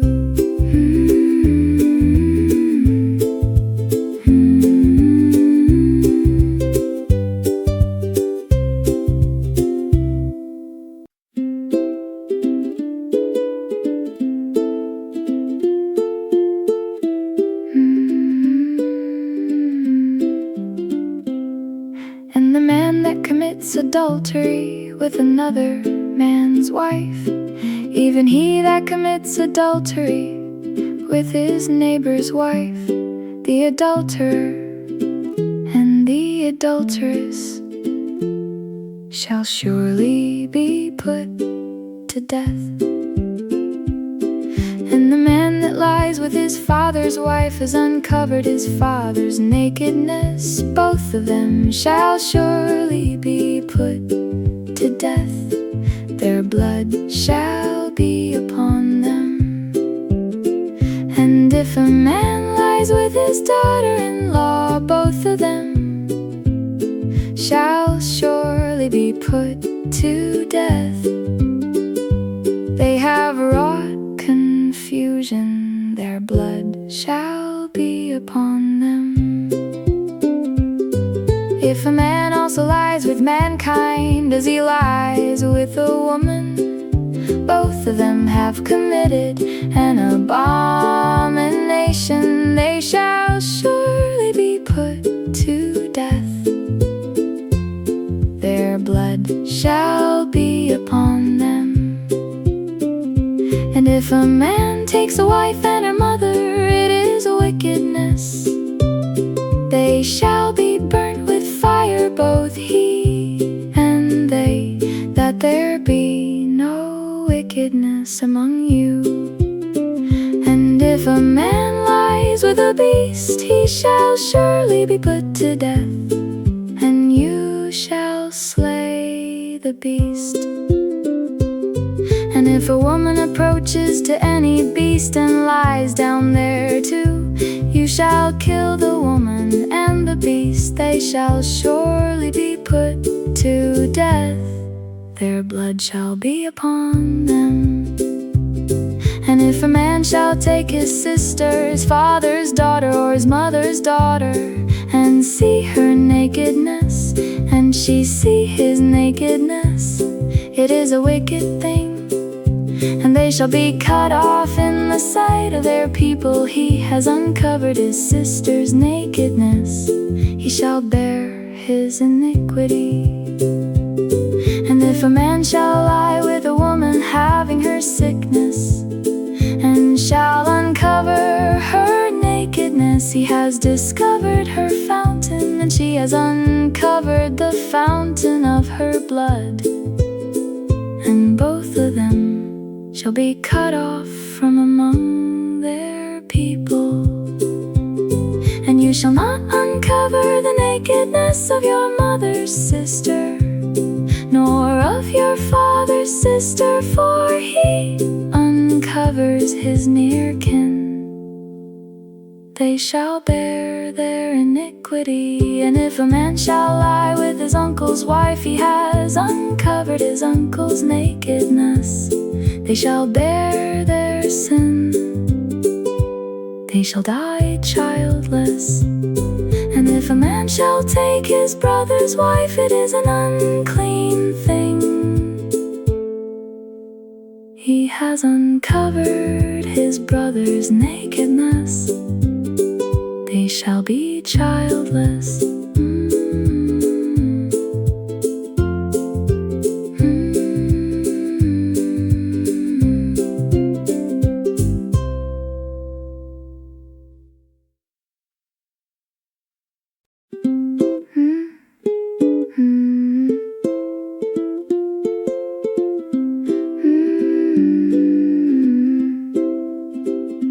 You shall therefore keep all my statutes and all my judgments, and do them so, that the land where I bring you to live in does not vomit you out. And you shall not walk in the customs of the nation which I cast out before you. For they committed all these things, and therefore I abhorred them.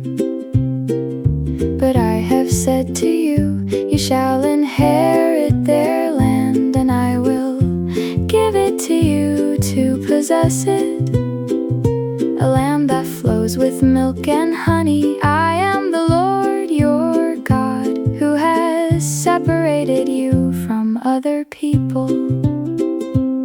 You shall therefore distinguish between clean beasts and unclean, and between unclean birds and clean. abominable by beast, or by bird, or by any manner of living thing that creeps on the ground, which I have separated from you as unclean. And you shall be holy to me, for I the Lord am holy, and have separated you from other people, that you should be mine. A man also, or woman, that has a familiar spirit, or that is a wizard, shall surely be put to death. They shall stone them with stones, their blood shall be upon them.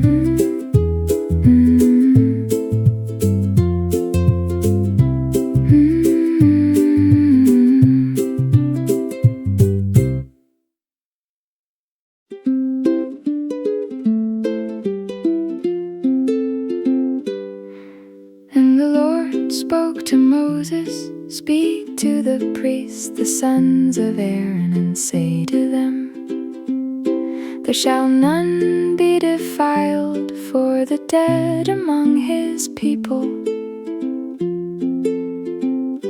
but for his kin that is near to him, that is for his mother, and for his father, and for his son, and for his daughter, and for his brother, and for his sister, a virgin that is near to him, who has had no husband for her. May he be defiled, but he shall not defile himself, being a chief man among his people, to profane himself. They shall not make baldness upon their head, neither shall they shave off the corner of their beard, nor make any cuttings in their flesh. They shall be holy to their God, and not profane the name of their God, for the offerings of the Lord made by fire, and the bread of their God they do offer. Therefore they shall be holy. They shall not take a wife that is a whore or profane, neither shall they take a woman put away from her husband, for he is holy to his God. You shall sanctify him therefore, for he offers the bread of your God. He shall be holy to you, for I the Lord who sanctify you am holy. And the daughter of any priest, if she profane herself by playing the whore, she profanes her father, she shall be burnt with fire. And he that is the high priest among his brothers, upon whose head the anointing oil was poured, and that is consecrated to put on the clothes, shall not uncover his head nor tear his clothes. Neither shall he go into any dead body, nor defile himself for his father or for his mother. Neither shall he go out of the sanctuary, nor profane the sanctuary of his God, for the crown of the anointing oil of his God is upon him. I am the Lord. And he shall take a wife in her virginity, a widow or divorced woman, or profane, or an harlot. These shall he not take, but he shall take a virgin of his own people to wife. Neither shall he profane his seed among his people, for I the Lord do sanctify him.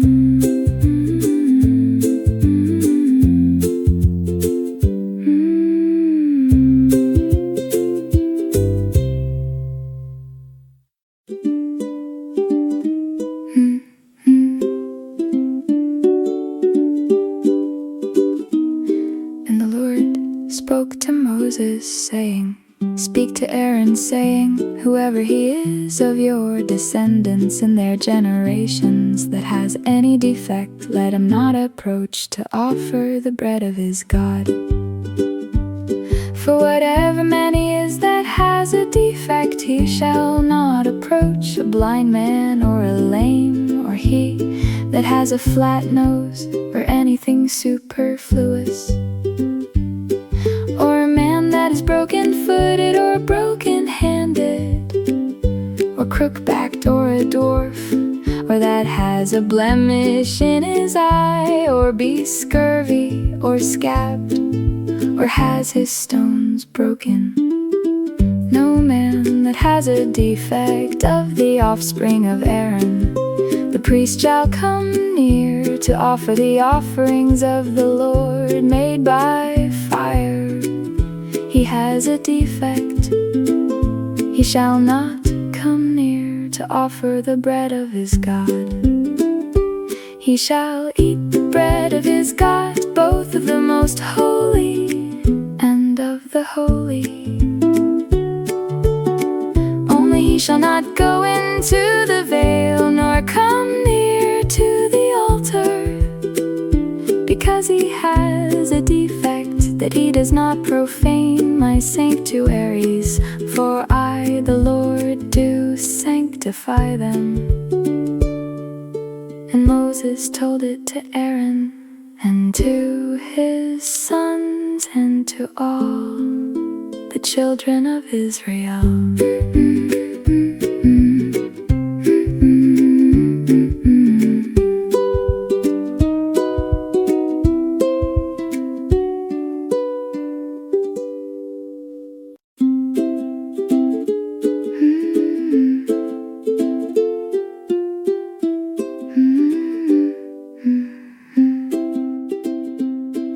And the Lord spoke to Moses, saying, Speak to Aaron and to his sons that they separate themselves from the holy things of the children of Israel, and that they do not profane my holy name in those things which they hallow to me.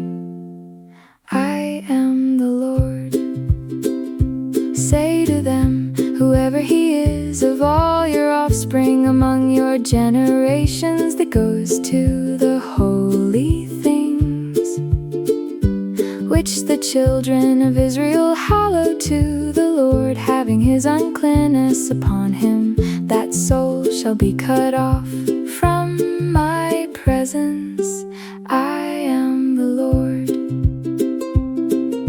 What man soever of the offspring of Aaron is a leper, or has a running issue, he shall not eat of the holy things until he is clean. And whoever touches anything that is unclean by the dead, or a man whose seed goes from him, or whoever touches any creeping thing whereby he may be made unclean, or a man of whom he may take uncleanness, whatever uncleanness he has, the soul which has touched any such shall be unclean until evening, and shall not eat of the holy things, unless he wash his flesh with water. And when the sun is down, he shall be clean, and shall afterward eat of the holy things, because it is his food. That which dies of itself or is torn with beasts he shall not eat to defile himself therewith. I am the Lord. They shall therefore keep my ordinance, lest they bear sin for it, and die therefore if they profane it. I, the Lord, do sanctify them. There shall no stranger eat of the holy thing. A sojourner of the priest or an hired servant shall not eat of the holy thing. But if the priest buy any person with his money, he shall eat of it, and he that is born in his house shall eat of his food. If the priest's daughter also is married to a stranger, she may not eat of an offering of the holy things. But if the priest's daughter is a widow or divorced and has no child, and is returned to her father's house as in her youth, she shall eat of her father's food, but there shall no stranger eat thereof.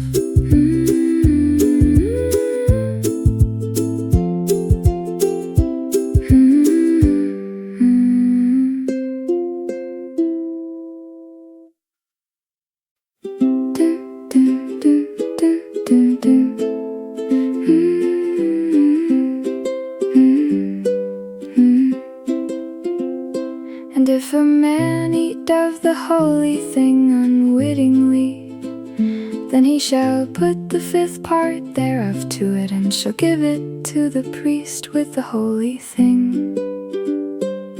And they shall not profane the holy things of the children of Israel, which they offer to the Lord, or allow them to bear the iniquity of trespass when they eat their holy things. For I, the Lord, do sanctify them. And the Lord spoke to Moses, saying, Speak to Aaron and to his sons and to all the children of Israel, and say to them, Whatever he is of the house of Israel, or of the strangers in Israel, that will offer his offering for all his vows, and for all his freewill offerings, which they will offer to the Lord for a burnt offering, you shall offer at your own will a male without blemish of the cattle, of the sheep,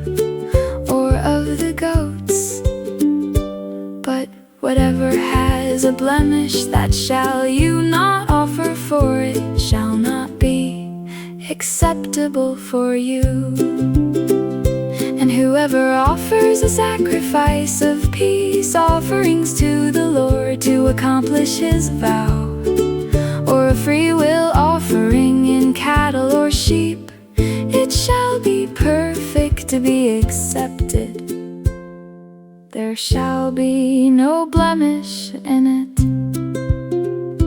Blind or broken or maimed, or having a wen or scurvy or scabbed, you shall not offer these to the Lord, nor make an offering by fire of them upon the altar to the Lord.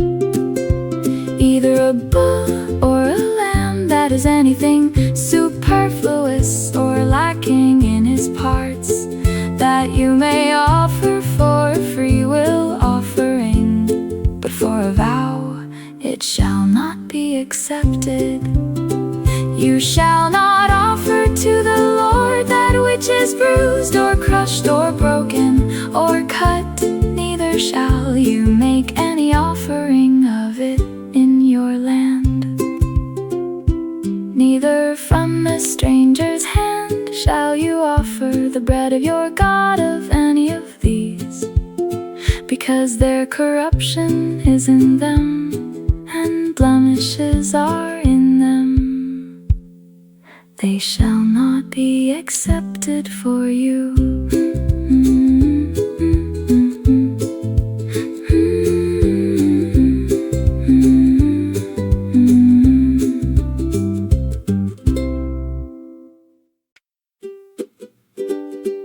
And the Lord spoke to Moses, saying, When an ox or a sheep or a goat is born, it shall remain 7 days with its mother, and from the 8th day onward it will be accepted as an offering made by fire to the Lord. But whether it is a cow or a ewe, you shall not kill both her and her young on the same day. And when you offer a sacrifice sacrifice of thanksgiving to the Lord. You shall offer it so that you may be accepted.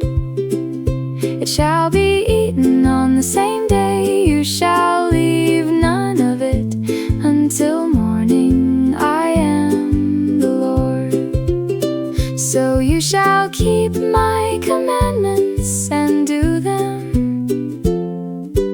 I am the Lord.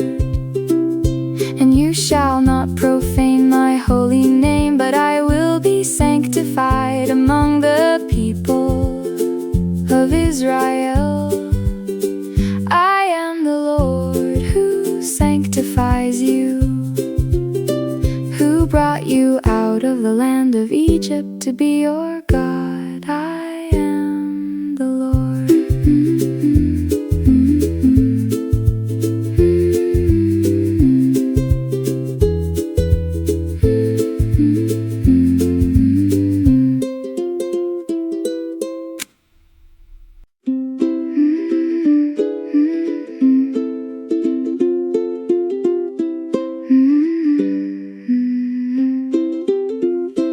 And the Lord spoke to Moses, saying, Speak to the children of Israel and say to them concerning the feasts of the Lord, which you shall proclaim to be holy convocations. Even these are my feasts. 6 days shall work be done, but the 7th day is the Sabbath of rest and holy convocation. You shall do no work therein. It is the Sabbath of the Lord in all your dwellings. These are the feasts of the Lord, even holy convocations, which you shall proclaim in their seasons. In the 14th day of the first month at evening is the Lord's Passover. And on the 15th day of the same month is the feast of unleavened bread. To the Lord 7 days you must eat unleavened bread. In the first day you shall have an holy convocation. You shall do no servile work therein, but you shall offer an offering made by fire to the Lord 7 days, and the 7th day is an holy convocation. You shall do no servile work therein. And the Lord spoke to Moses, saying, Speak to the children of Israel and say to them, When you have come into the land which I give to you, and shall reap the harvest thereof, then you shall bring a sheaf of the first fruits of your harvest to the priest. And he shall wave the sheaf before the Lord to be accepted for you. On the next day after the Sabbath, the priest shall wave it, and you shall offer that day when you wave the sheaf and lambs without blemish of the first year for a burnt offering to the Lord. And the meat offering thereof shall be 2/10 deals of fine flour mingled with oil, an offering made by fire to the Lord for sweet savor. And the drink offering thereof shall be of wine, the 4th part of an hin. And you shall eat neither bread nor parched corn nor green ears until the selfsame day that you have brought an offering to your God. It shall be a statute forever throughout your generations in all your dwellings.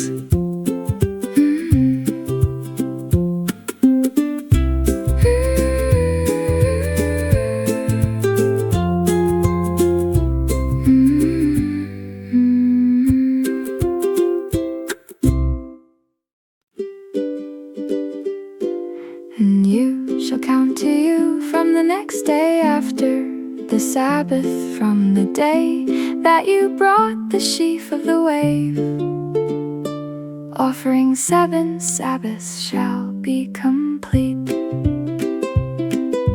Even to the next day after the 7th Sabbath shall you count 50 days, and you shall offer a new grain offering to the Lord. You shall bring out of your dwellings 2 wave loaves of 2/10 deals. They shall be of fine flour, they shall be baked with leaven. They are the first fruits to the Lord. And you shall offer with the bread 7 lambs without blemish of the first year, and 1 young bull and 2 rams. They shall be for a burnt offering to the Lord, with their grain offering and their drink offerings, even an offering made by fire of sweet aroma to the Lord. Then you shall sacrifice 1 male goat for a sin offering, and 2 lambs of the first year for a sacrifice of peace offerings. And the priest shall wave them with the bread of the first fruits for a wave offering before the Lord with the 2 lambs. They shall be holy to the Lord for the priest. And you shall proclaim on the same day that it may be a holy convocation to you. You shall do no servile work in it. It shall be a statute forever in all your dwellings throughout your generations.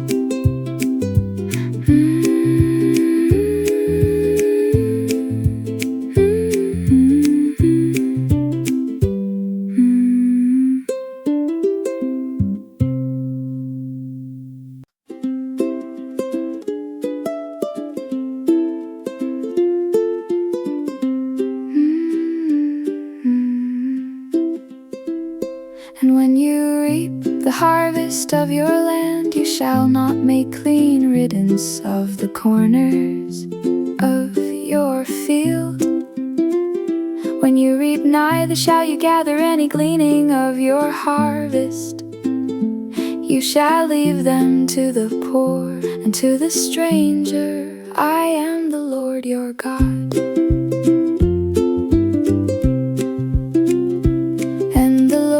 Spoke to Moses, saying, speak to the children of Israel, saying, in the 7th month, in the first day of the month, shall you have a Sabbath, a memorial of blowing of trumpets and holy convocation. You shall do no servile work therein, but you shall offer an offering made by fire to the Lord. And the Lord spoke to Moses, saying, also on the 10th day of this 7th month there shall be a day of atonement. It shall be an holy convocation to you, and you shall afflict your souls and offer an offering made by fire to the Lord. And you shall do no work in that same day, for it is a day of atonement, to make an atonement for you before the Lord your God. For whatever soul it is that shall not be afflicted in that same day, he shall be cut off from among his people. And whatever soul it is that does any work in that same day, the same soul will I destroy from among his people.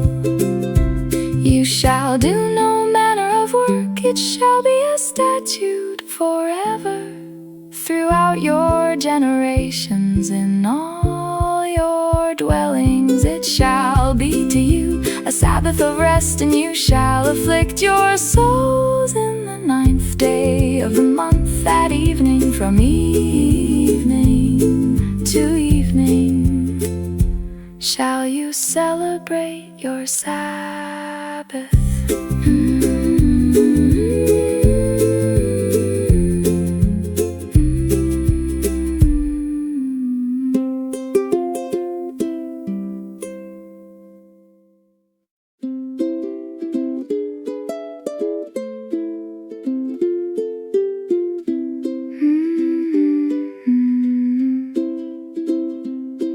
And the Lord spoke to Moses, saying, Speak to the children of Israel, saying, The 15th day of this 7th month shall be the Feast of Tabernacles, for 7 days to the Lord.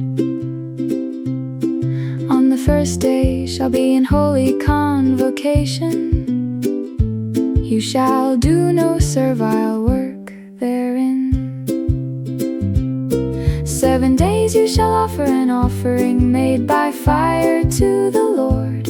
On the 8th day shall be an holy convocation to you, and you shall offer an offering made by fire to the Lord. It is a solemn assembly, and you shall do no servile work therein. These are the feasts of the Lord, which you shall proclaim to be holy convocations, to offer an offering made by fire to the Lord, a burnt offering and a meat offering, a sacrifice and drink offerings, everything upon his day. Beside the Sabbaths of the Lord, and beside your gifts, and beside all your vows, and beside all your freewill offerings which you give to the Lord. Also in the 15th day of the 7th month, when you have gathered in the fruit of the land, you shall keep a feast to the Lord.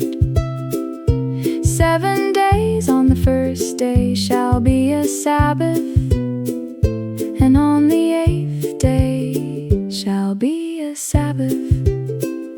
And you shall take you on the 1st day the boughs of goodly trees, branches of palm trees, and the boughs of thick trees, and willows of the brook, and you shall rejoice before the Lord your God 7 days. And you shall keep it a feast to the Lord 7 days in the year. It shall be a statute forever in your generations. You shall celebrate it in the 7th month. You shall dwell in booths 7 days. All that are Israelites born shall dwell in booths, that your generations may know that I made the children of Israel to dwell in booths when I brought them out of the land of Egypt. I am the Lord your God. And Moses declared to the children of Israel the feasts of the Lord.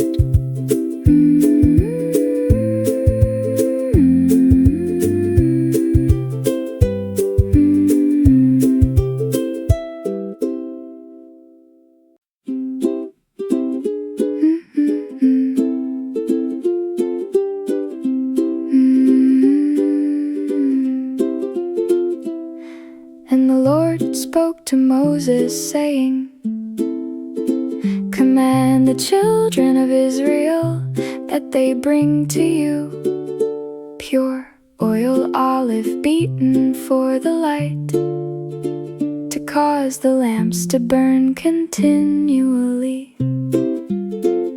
Without the veil of the testimony, in the tabernacle of the congregation, shall Aaron order it from the evening to the morning before the Lord continually. It shall be a statute forever in your generation. he shall order the lamps upon the pure candlestick before the Lord continually. And you shall take fine flour and bake 12 cakes thereof. 2/10 deals shall be in 1 cake.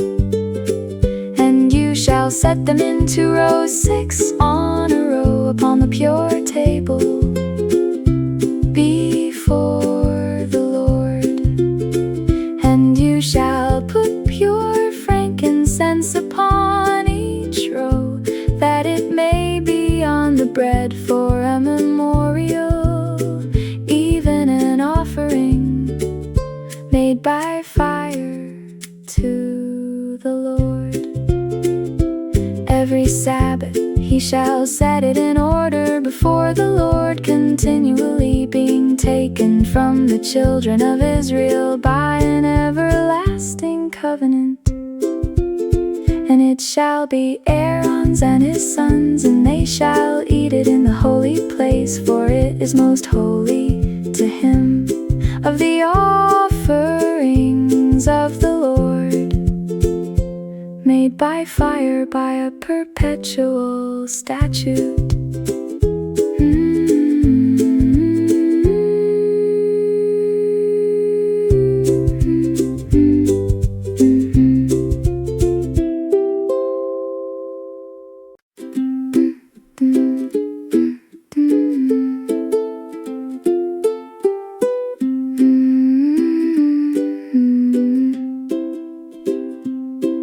And the son of an Israelite woman, whose father was an Egyptian, went out among the children of Israel.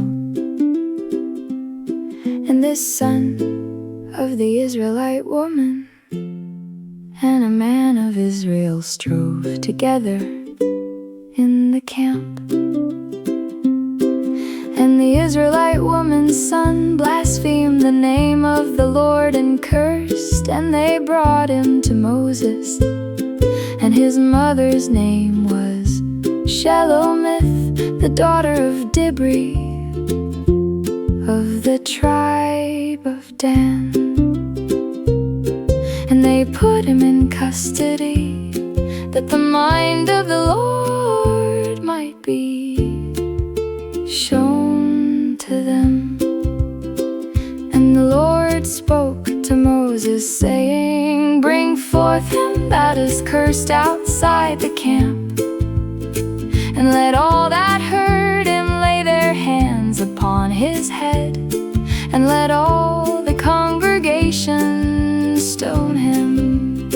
And you shall speak to the children of Israel, saying, Whoever curses his God shall bear his sin. And he that blasphemes the name of the Lord, he shall surely be put to death. And all the congregation shall certainly stone him, as well the stranger as he that is born in the land. When he blasphemes the name of the Lord shall be put to death.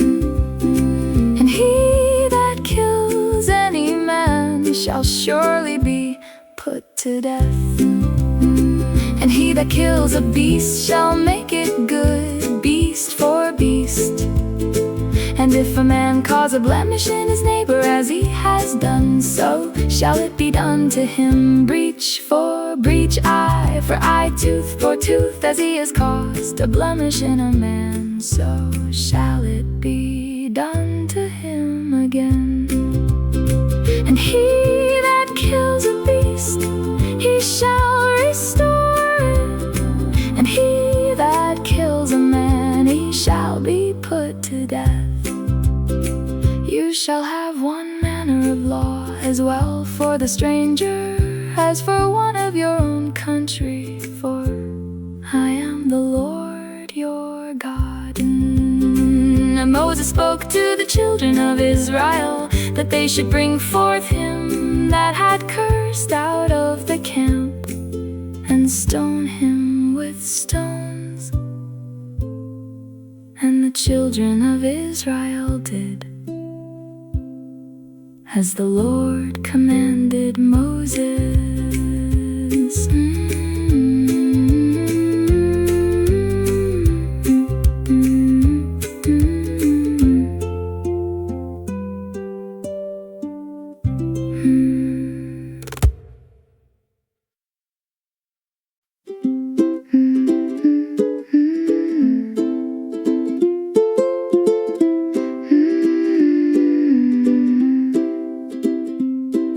And the Lord spoke to Moses in Mount Sinai, saying, "Speak to the children of Israel and say to them, when you come into the land which I give you, then shall the land keep a Sabbath to the Lord. 6 years you shall sow your field, and 6 years you shall prune your vineyard, and gather in the fruit thereof. But in the 7th year shall be a Sabbath of rest to the land, a Sabbath for the Lord. You shall neither sow your field nor prune your vineyard. That which grows of its own accord of your harvest you shall not reap, neither gather the grapes of your vine undressed, for it is a year of rest to the land.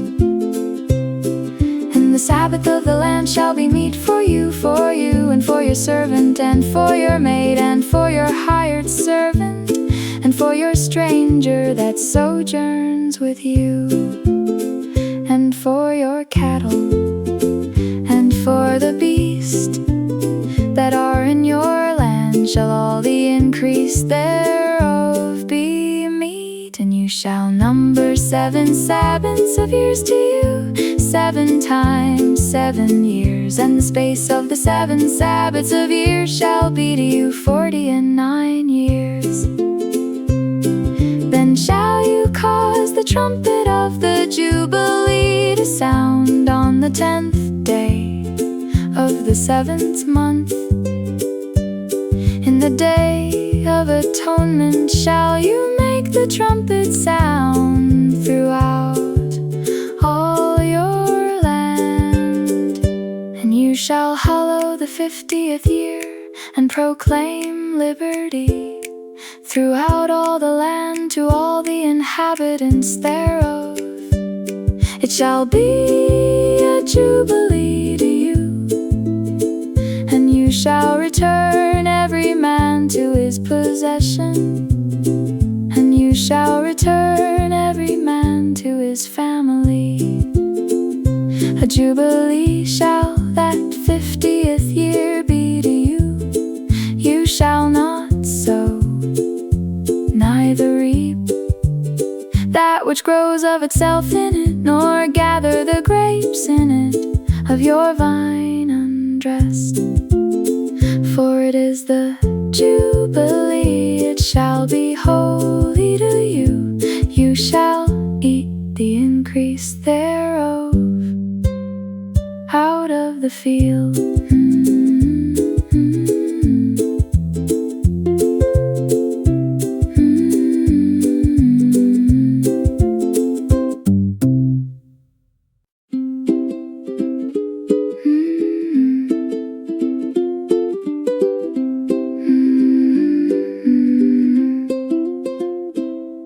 In the year of this Jubilee you shall return every man to his possession. And if you sell anything to your neighbor, or buy anything of your neighbor's hand, you shall not oppress one another. According to the number of years after the Jubilee, you shall buy of your neighbor, and according to the number of years of the fruits he shall sell to you.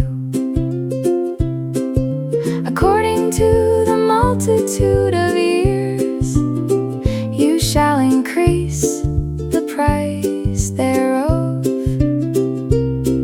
and according to the fewness of years you shall diminish the price of it.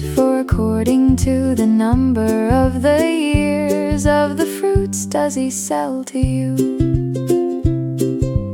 You shall not therefore oppress one another, but you shall fear your God, for I am the Lord your God. Wherefore you shall do my statutes and keep my judgments and do them, and you shall dwell in the land in safety, and the land shall yield her fruit, and you shall eat your fill and dwell therein in safety. And if you shall say, what shall we eat the 7th year? Behold, we shall not sow nor gather in our increase. Then I will command my blessing upon you in the 6th year, and it shall bring forth fruit for 3 years. And you shall sow the 8th year, and eat yet of old fruit until the 9th year, until her fruits come in. You shall eat of the old store. The land shall not be sold forever, for the land is mine, for you are strangers and sojourners with me. And in all the land of your possession you shall grant a redemption for the land. If your brother has become poor and has sold away some of his possession, and if any of his kin come to redeem it, then shall he redeem that which his brother sold. And if the man has none to redeem it, and himself be able to redeem it, then let him count the years of the sale thereof, and restore the overplus to the man to whom he sold it, that he may return to his possession. But if he be not able to restore it to him, then that which is sold shall remain in the hand of him that has bought it until the year of Jubilee.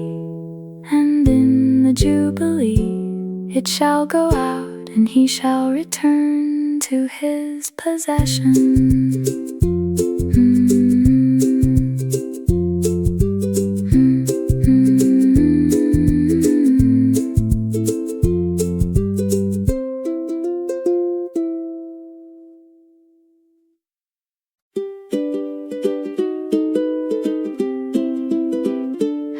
And if a man sell a dwelling house in a walled city, then he may redeem it within a whole year after it is sold. Within a full year may he redeem it. And if it be not redeemed within the space of a full year, then the house that is in the walled city shall be established forever to him that bought it throughout his generations. It shall not go out in the Jubilee. But the houses of the villages which have no wall round about them shall be counted as the fields of the country. They may be redeemed, and they shall go out in the Jubilee. Notwithstanding, the cities of the Levites and the houses of the cities of their possession may the Levites redeem at any time. And if a man purchase of the Levites, then the house that was sold and the city of his possession shall go out in the year of Jubilee. For the houses of the cities of the Levites are their possession among the children of Israel. But the field of the suburbs of their cities may not be sold, for it is their perpetual possession. And if your brother has become poor and fallen in decay with you, then you shall relieve him. Yes, though he be a stranger or a sojourner, that he may live with you.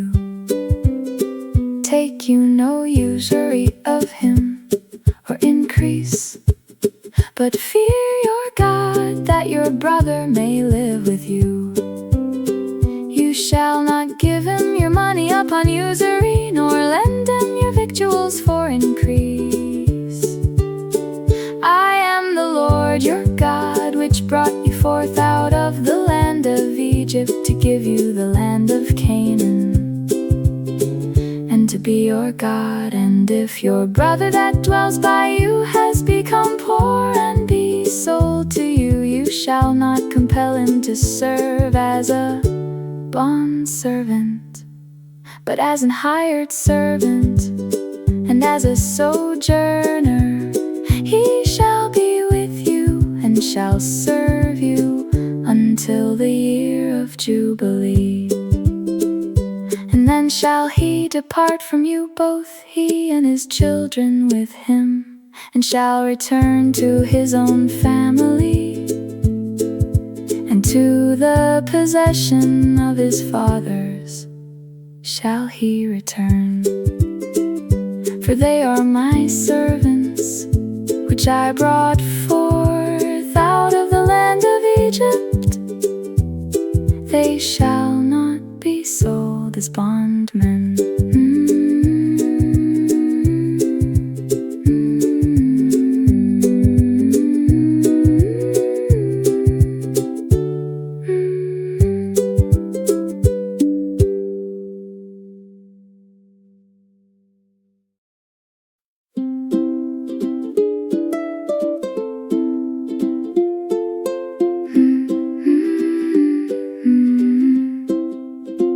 You shall not rule over him with rigor, but shall fear your God. Both your male and female slaves which you shall have shall be of the nations that are round about you. Of them shall you buy male and female slaves. Moreover, of the children of the strangers that do sojourn among you, of them shall you buy, and of their families that are with you, which they fathered in your land, and they shall be your possession. And you shall take them as an inheritance for your children after you, to inherit them for a possession. They shall be your slaves forever, but over your brothers, the children of Israel, you shall not rule one over another with rigor.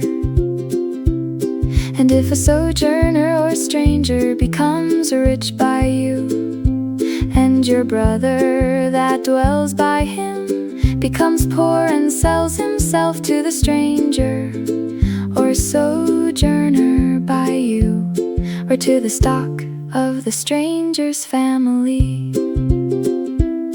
after that he is sold, he may be redeemed again. One of his brothers may redeem him, either his uncle or his uncle's son may redeem him, or any that is near of kin to him of his family may redeem him, or if he be able, he may redeem himself. And he shall reckon with him that bought him from the year that he was sold to him to the year of Jubilee. And the price of a sale shall be according to the number of years, according to the time of an hired servant shall it be with him. If there be yet many years, according to them he shall give again the price of his redemption out of the money that he was bought for. And if there remain but few years to the year of Jubilee, then he shall count with him, and according to his years shall he give him again the price of his redemption. And as a yearly hired servant shall he be with him, and the other shall not rule with rigor over him in your sight. And if he be not redeemed in these years, then he shall go out in the year of Jubilee, both he and his children with him. For to me the children of Israel are servants. They are my servants, whom I brought out of the land of Egypt. I am the Lord your God.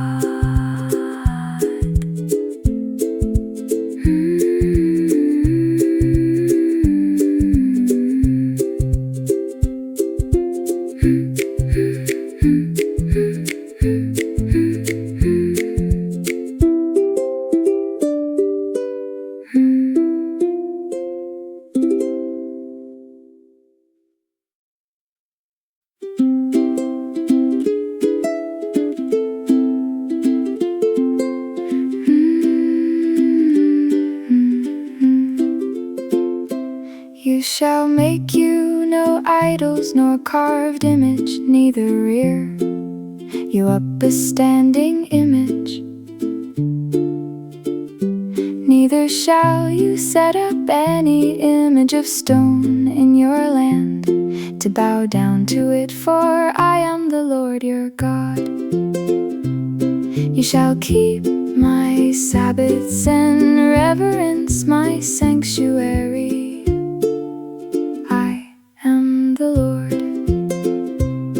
If you walk in my statutes and keep my commandments and do them, then I will give you rain in due season, and the land shall yield her increase, and the trees of the field shall yield their fruit.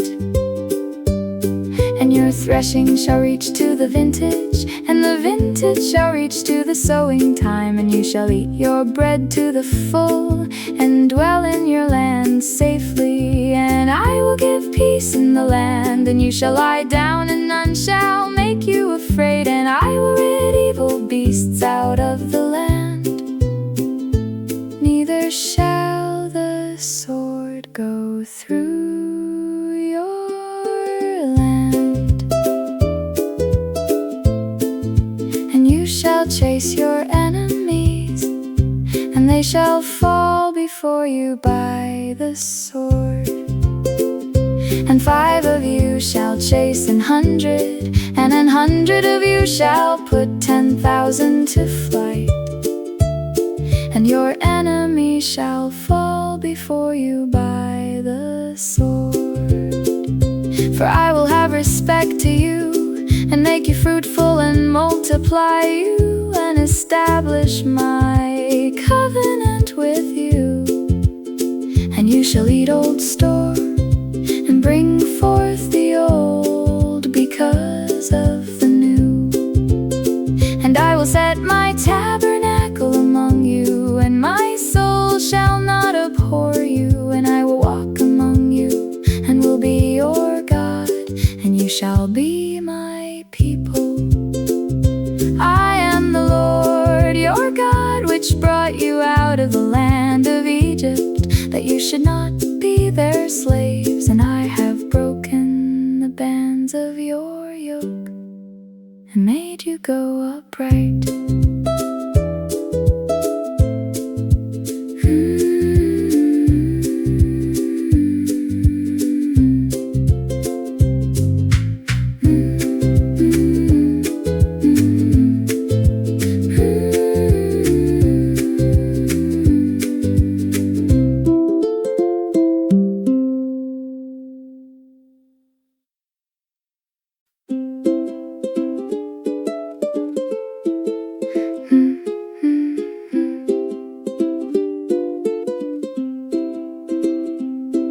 But if you will not listen to me, and will not do all these commandments, and if you shall despise my statutes, or if your soul abhors my judgments, so that you will not do all my commandments, but that you break my covenant, I also will do this to you. I will even appoint over you terror, consumption,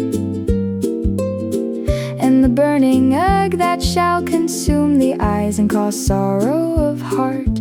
And you shall sow your seed in vain, for your enemies shall eat it. And I will set my face against you, and you shall be slain before your enemies. They that hate you shall reign over you, and you shall flee when none pursues you. And if you will not yet for all this listen to me, then I will punish you 7 times more for your sins. And I will break the pride of your power, and I will make your heaven as iron, and your earth as brass.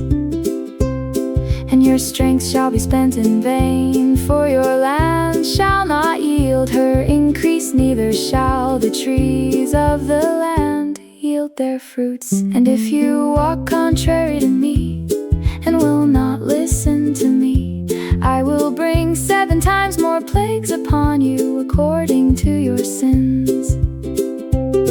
I will also send wild beasts among you, which shall rob you of your children, and destroy your cattle, and make you few in number, and your highways shall be desolate.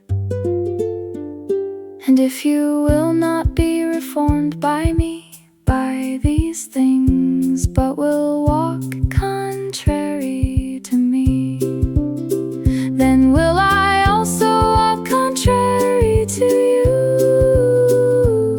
and will punish you yet 7 times for your sins.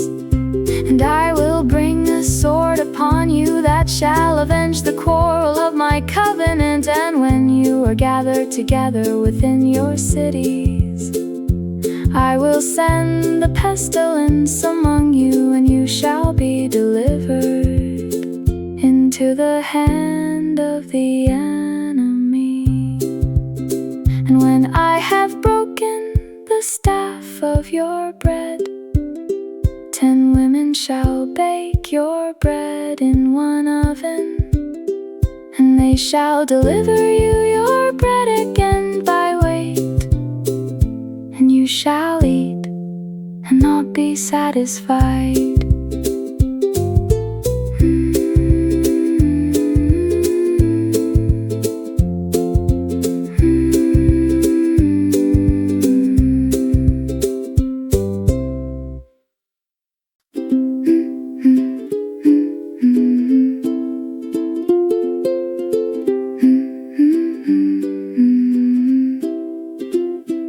And if you will not for all this listen to me, but walk contrary to me, then I will walk contrary to you also in fury, and I will punish you 7 times for your sins.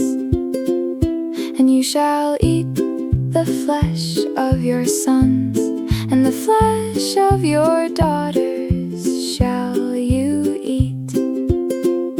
And I will destroy your high places, and cut down your images, and cast your carcasses upon the carcasses of your idols. And my soul shall abhor you, and I will make your cities waste, and bring your sanctuaries to desolation. And I will not smell the savor of your sweet odors. And I will bring the land into desolation, and your enemies which dwell therein shall be astonished at it. And I will scatter you among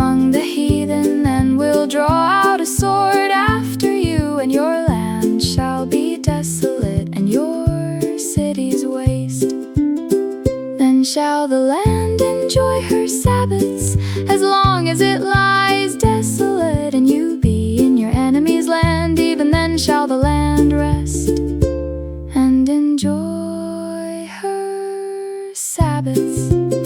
As long as it lies desolate, it shall rest, because it did not rest in your Sabbaths when you dwelt upon it.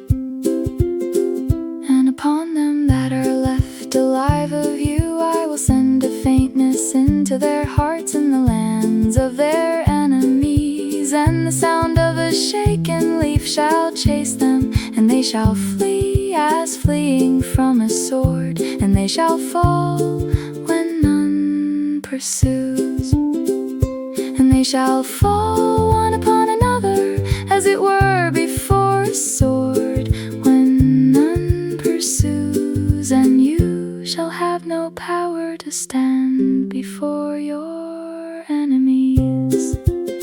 And you shall perish among the heathen, and the land of your enemies shall eat you up. And they that are left of you shall pine away in their iniquity in your enemies' lands, and also in the iniquities of their fathers shall they pine away with them.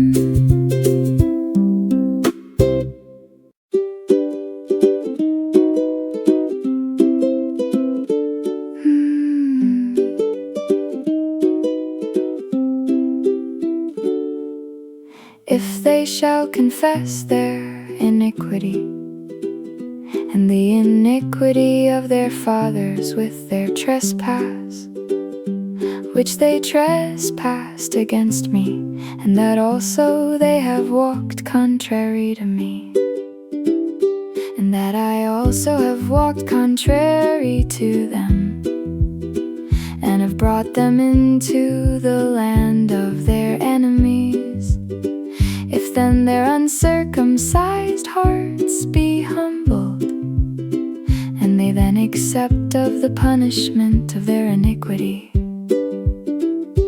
then will I remember my covenant with Jacob, and also my covenant with Isaac, and also my covenant with Abraham will I remember, and I will remember the land. The land also shall be left of them, and shall enjoy her Sabbaths while she lies desolate without them. And they shall accept of the punishment of their iniquity, because they despise my judgments, and because their soul abhorred my statutes. And yet for all that, when they are in the land of their enemies, I will not cast them away, neither will I abhor them to destroy them utterly, and to break my covenant with them. For I am the Lord their God. But I will for their sakes remember the covenant of their ancestors, whom I brought out of the land of Egypt in the sight of the nations, that I might be their God. I am the Lord. These are the statutes and judgments and laws which the Lord made between him and the children of Israel in Mount Sinai by the hand of Moses.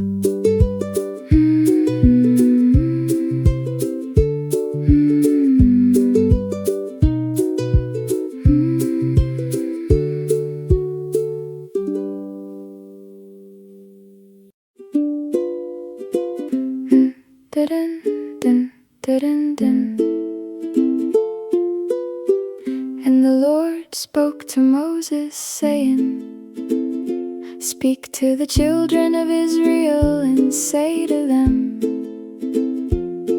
When when a man shall make a singular vow, the persons shall be for the Lord by your valuation. And your valuation shall be of the male from 20 years old even to 60 years old. Even your valuation shall be 50 shekels of silver, after the shekel of the sanctuary. And if it be a female, then your valuation shall be 30 shekels.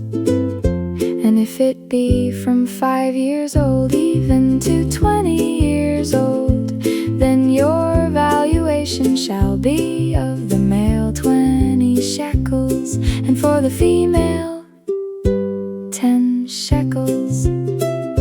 And if it be from a month old even to 5 years old, then your valuation shall be of the male 5 shekels of silver, and for the female your valuation shall be 3 shekels of silver. And if it be from 60 years old and above, if it be a male, then your valuation shall be 15 shekels, and for the female 10 shekels. But if he be poorer than your valuation, then he shall present himself before the priest, and the priest shall value him according to his ability that vowed, shall the priest value him. And if it be a beast whereof men bring an offering to the Lord, all that any man gives of such to the Lord shall be holy. He shall not alter it nor change it, a good for a bad, or a bad for a good. And if he shall at all change beast for beast, then it and the exchange thereof shall be holy. And if it be any unclean beast of which they do not offer a sacrifice to the Lord, then he shall present the beast before the priest, and the priest shall value it, whether it be good or bad as you value it. Who are the priest, so shall it be. But if he will at all redeem it, then he shall add a 5th part thereof to your valuation.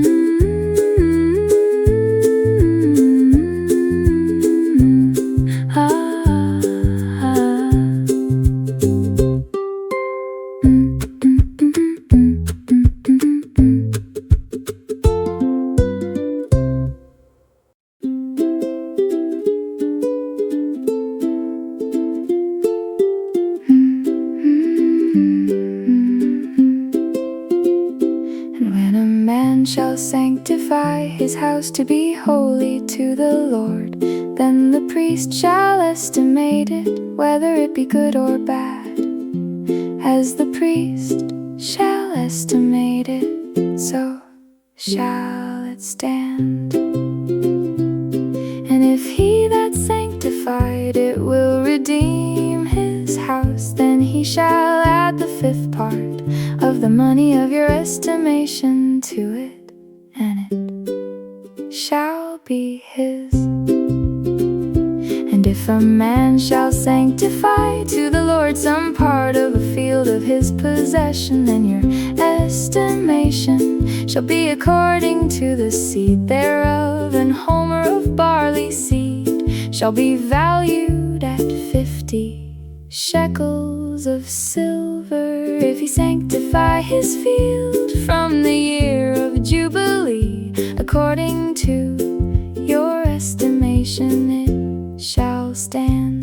But if he sanctify his field after the Jubilee, then the priest shall reckon to him the money according to the years that remain, even to the year of the Jubilee, and it shall be abated from your estimation. And if he that sanctified the field will in any wise redeem it, then he shall add the 5th part of the estimation to it, and it shall be assured to him. And if he will not redeem the field, or if he has sold the field to another man, it shall not be redeemed anymore. But the field, when it goes out in the Jubilee, shall be holy to the Lord as a field devoted. The possession thereof shall be the priest's. And if a man sanctify to the Lord a field which he has bought, which is not of the fields of his possession, then the priest shall reckon to him the worth of your estimation, even to the year of the Jubilee. And he shall give your estimation in that day as a holy thing to the Lord. In the year of the Jubilee, the field shall return to him of whom it was bought, even to him to whom the possession of the land did belong. And all your estimations shall be according to the shekel of the sanctuary. 20 gerahs shall be the shekel.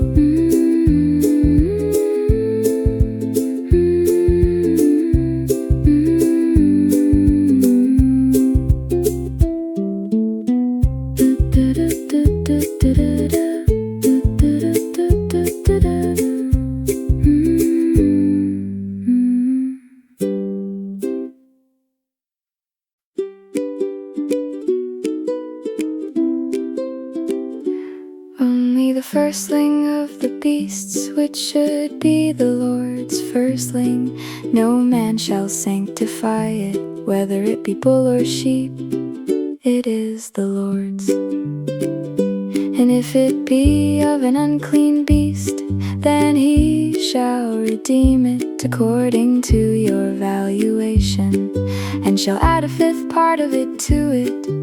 Or if it be not redeemed, then it shall be sold according to your valuation. Notwithstanding, no devoted thing that a man shall devote to the Lord of all that he has, both of man and beast, and of the field of his possession, shall be sold or redeemed. Every devoted thing is most holy to the Lord.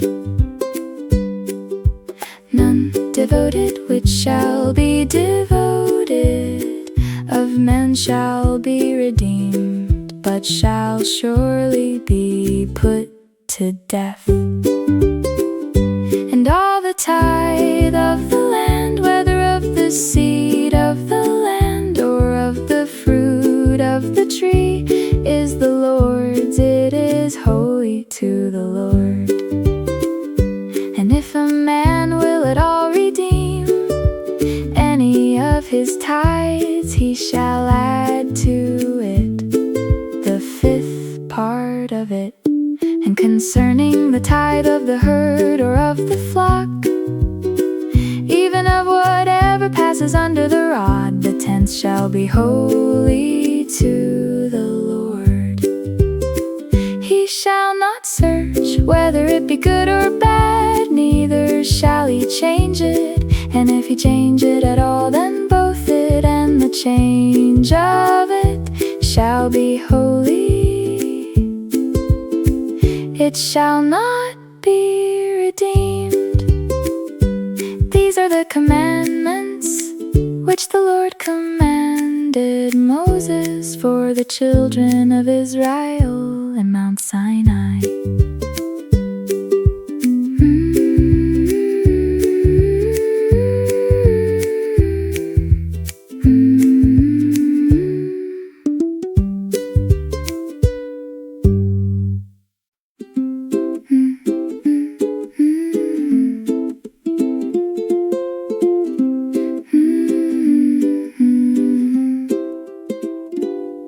And when any will offer a meat offering unto offering shall be of fine flour, and he shall pour oil upon it, and put frankincense thereon. And he shall bring it to Aaron's sons the priests, and he shall take thereout his handful of the flour thereof, and of the oil thereof, with all the frankincense thereof. And the priest shall burn the memorial of it upon the altar, to be an offering made by fire of a sweet savor unto the Lord. And the remnant of the meat offering shall be Aaron's and his sons. It is a thing most holy of the offerings of the Lord, made by fire. And if thou bring an oblation of a meat offering baken in the oven, it shall be unleavened cakes of fine flour mingled with oil, or unleavened wafers anointed with oil. And if thy oblation be a meat offering baken in a pan, it shall be a fine flour unleavened, mingled with oil. Thou shalt part it in pieces and pour oil thereon. It is a meat offering. And if thy oblation be a meat offering baken in the frying pan, it shall be made of fine flour with oil. And thou shalt bring the meat offering that is made of these things unto the Lord. And when it is presented unto the priest, he shall bring it unto the altar. And the priest shall take from the meat offering a memorial thereof, and shall burn it upon the altar. It is an offering made by fire of a sweet savor unto the Lord. And that which is left of the meat offering shall be Aaron's and his sons. It is a thing most holy of the offerings of the Lord, made by fire. No meat offering which ye shall bring unto the Lord shall be made with leaven, for ye shall burn no leaven nor any honey in any offering of the Lord made by fire. As for the oblation of the first fruits, ye shall offer them unto the Lord, but they shall not be burnt on the altar for a sweet savor. And every oblation of thy meat offering shalt thou season with salt, neither shalt thou suffer the salt of the covenant of thy God to be lacking from thy meat offering. With all thine offerings thou shalt offer salt. And if thou offer a meat offering of thy first fruits unto the Lord, thou shalt offer for the meat offering of thy first fruits green ears of corn dried by the fire, even corn beaten out of full ears. And thou shalt put oil upon it, and lay frankincense thereon. It is a meat offering. And the priest shall burn the memorial of it, part of the beaten corn thereof, and part of the oil thereof, with all the frankincense thereof. It is an offering made by fire unto the Lord.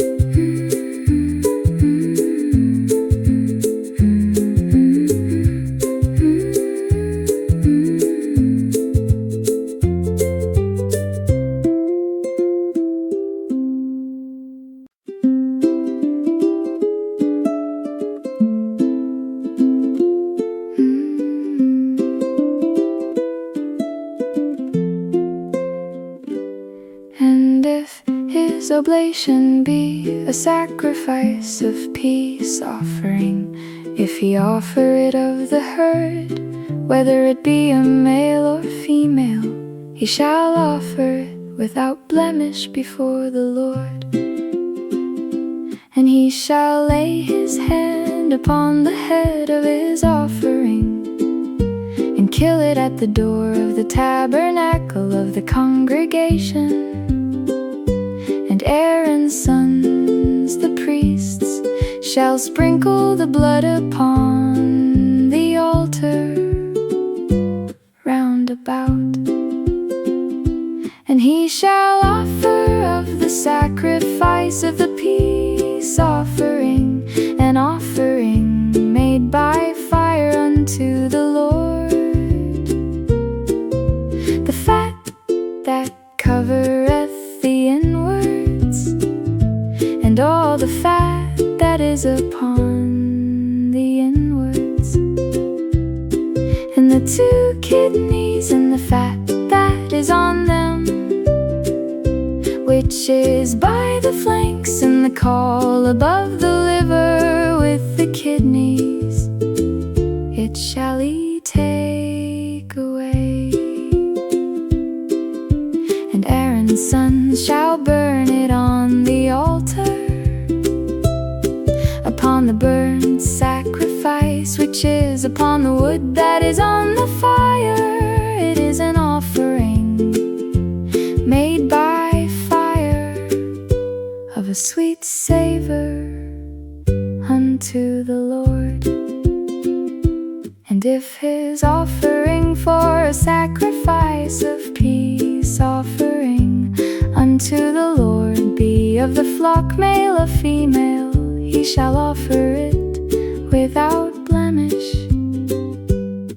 If he offer a lamb for his offering, then shall he offer it before the Lord.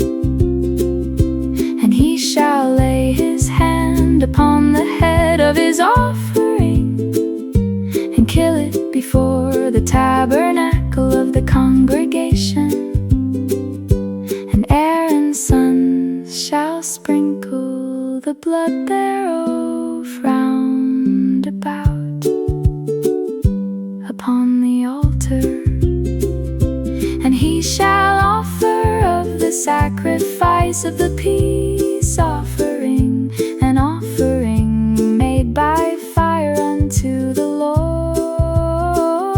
The fat thereof and the whole rump it shall he take off hard by the backbone, and the fat that covereth the inwards, and all the fat that is upon the inwards, and the 2 kidneys and the fat that is on them, which is by the flanks, and the caul above the liver with the kidneys, it shall he take away.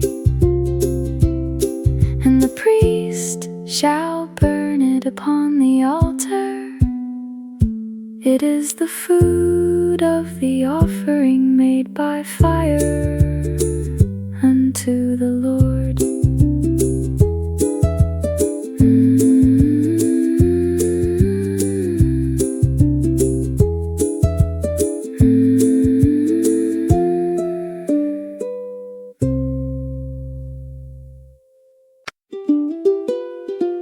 And if his offering be a goat, then he shall offer it before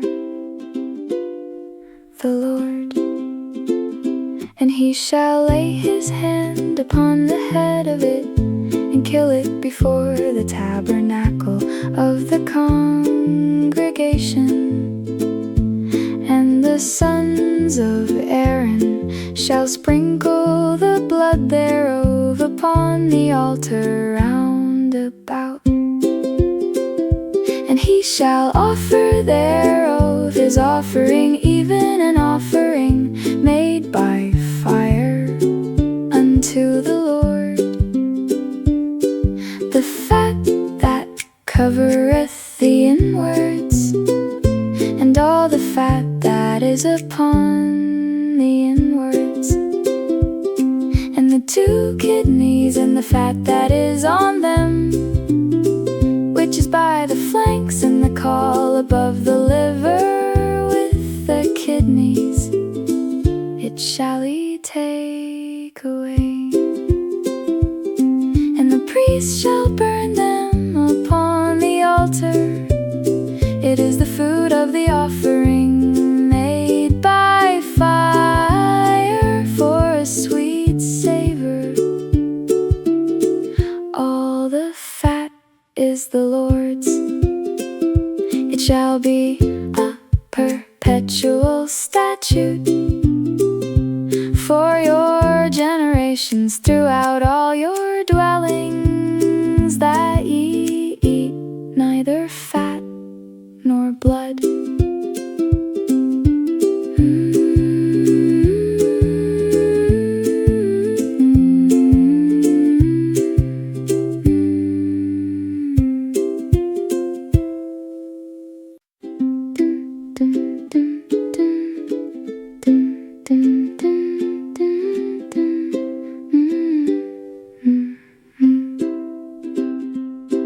And the Lord spake unto Moses, saying, Speak unto the children of Israel, saying, If a soul shall sin through ignorance against any of the commandments of the Lord concerning things which ought not to be done, and shall do against any of them, if the priest that is anointed do sin according to the sin of the people, then let him bring for his sin which he hath sinned a young bullock without blemish unto the Lord for a sin offering. And he shall bring the bullock unto the door of the tabernacle of the congregation before the Lord, and shall lay his hand upon the bullock's head, and kill the bullock before the Lord. And the priest that is anointed shall take of the bullock's blood, and bring it to the tabernacle of the congregation. And the priest shall dip his finger in the blood, and sprinkle of the blood 7 times before the Lord, before the veil of the sanctuary. And the priest shall put some of the blood upon the horns of the altar of sweet incense before the Lord, which is in the tabernacle of the congregation, and shall pour all the blood of the bullock at the bottom of the altar of the burnt offering, which is at the door of the tabernacle of the congregation. And ye shall take off from it all the fat of the bullock for the sin offering, the fat that covereth the inwards, and all the fat that is upon the inwards, and the 2 kidneys, and the fat that is upon them, which is by the flanks, and the caul above the liver with the kidneys, it shall he take away, as it was taken off from the bullock of the sacrifice of peace offerings. And the priest shall burn them upon the altar of the burnt offering.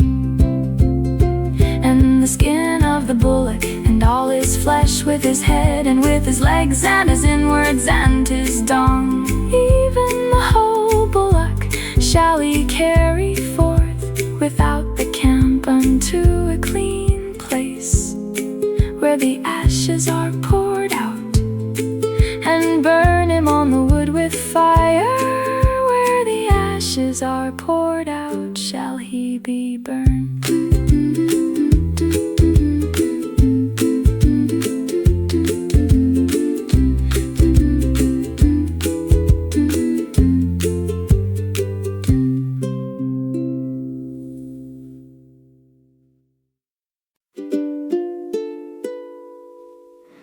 And if if the whole congregation of Israel sin through ignorance, and the thing be hid from the eyes of the assembly, and they have done somewhat against any of the commandments of the Lord concerning things which should not be done, and are guilty, when the sin which they have sinned against it is known, then the congregation shall offer a young bullock for the sin, and bring him before the tabernacle of the congregation. And the elders of the congregation shall lay their hands upon the head of the bullock before the Lord, and the bullock shall be killed before the Lord. And the priest that is anointed shall bring of the bullock's blood to the tabernacle of the congregation. And the priest shall dip his finger in some of the blood, and sprinkle it 7 times before the Lord, even before the veil. And he shall put some of the blood upon the horns of the altar which is before the Lord, that is in the tabernacle of the congregation, and shall pour out all the blood at the bottom of the altar of the burnt offering, which is at the door of the tabernacle of the congregation. And he shall take all his fat from him, and burn it upon the altar. And he shall do with the bullock as he did with the bullock for a sin offering, so shall he do with this. And the priest shall make an atonement for them, and it shall be forgiven them. And he shall carry forth the bullock without the camp, and burn him as he burned the first bullock. It is a sin offering for the congregation.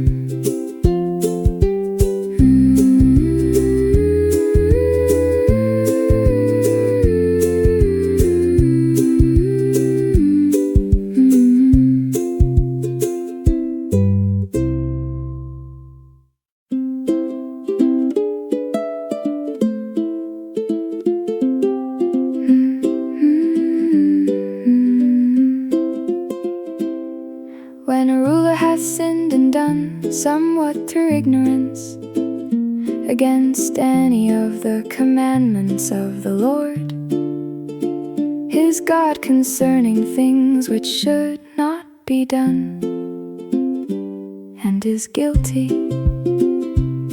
or if a sin wherein he had sinned come to his knowledge, he shall bring his offering, a kid of the goats, a male without blemish. And he shall lay his hand upon the head of the goat, and kill it in the place where they kill the burnt offering before the Lord. It is a sin offering. And the priest shall take of the blood of the sin offering with his finger, and put it upon the horns of the altar of burnt offering, and shall pour out his blood at the bottom of the altar of burnt offering. And he shall burn all his fat upon the altar as the fat of the sacrifice of peace offerings. And the priest shall make an atonement for him as concerning his sin, and it shall be forgiven him. And if any one of the common people sin through ignorance, while he doeth somewhat against any of the commandments of the Lord concerning things which ought not to be done, and be guilty, or if a sin which he had sinned come come to his knowledge. Then he shall bring his offering, a kid of the goats, a female without blemish, for his sin which he hath sinned. And he shall lay his hand upon the head of the sin offering, and slay the sin offering in the place of the burnt offering. And the priest shall take of the blood thereof with his finger, and put it upon the horns of the altar of burnt offering, and shall pour out all the blood thereof at the bottom of the altar. And he shall take away all the fat thereof, as the fat is taken away from off the sacrifice of peace offerings. And the priest shall burn it upon the altar for a sweet savor unto the Lord. And the priest shall make an atonement for him, and it shall be forgiven him. And if you bring the lamb for a sin offering, he shall bring it a female without blemish. And he shall lay his hand upon the head of the sin offering, and slay it for a sin offering in the place where they kill the burnt offering. And the priest shall take of the blood of the sin offering with his finger, and put it upon the horns of the altar of burnt offering, and shall pour out all the blood thereof at the bottom of the altar. And he shall take away all the fat thereof, as the fat of the lamb is taken away from the sacrifice of the peace offerings. And the priest shall burn them upon the altar, according to the offerings made by fire unto the Lord. And the priest shall make an atonement for his sin that he hath committed, and it shall be forgiven him.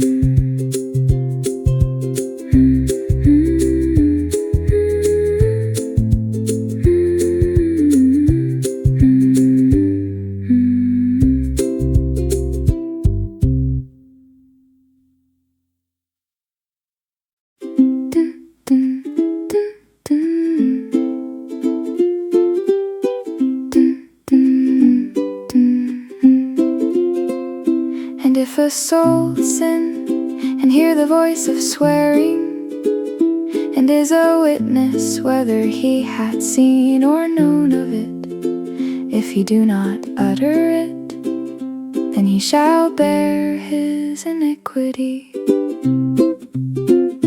Or if a soul touch any unclean thing, whether it be a carcase of an unclean beast, or a carcase of unclean cattle, or the carcase of unclean creeping things, and if it be hidden from him, he also shall be unclean and guilty.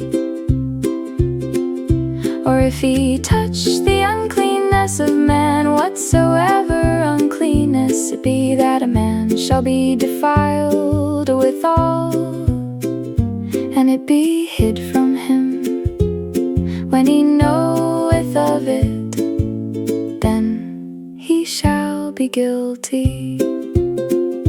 Or if a soul swear, pronouncing with his lips to do evil or to do good, whatsoever it be, that a man shall pronounce with an oath, and it be hid from him, when he knoweth of it, then he shall be guilty in one of these. And it shall be, when he shall be guilty in one of these things, that he shall confess that he hath sinned in that thing. And he shall bring his trespass offering unto the Lord for his sin which he hath sinned, a female from the flock, a lamb or a kid of the goats for a sin offering. And the priest shall make an atonement for him concerning his sin.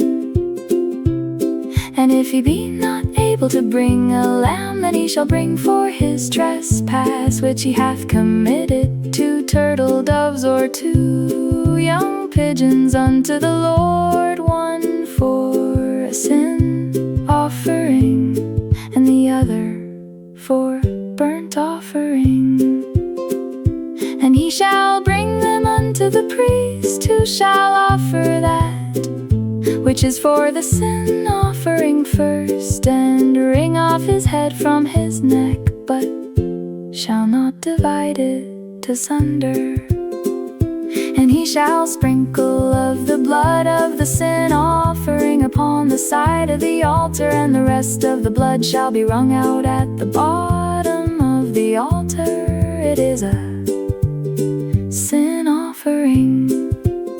And he shall offer the second for a burnt offering according to the manner, and the priest shall make an atonement for him for his sin which he hath sinned, and it shall be forgiven him.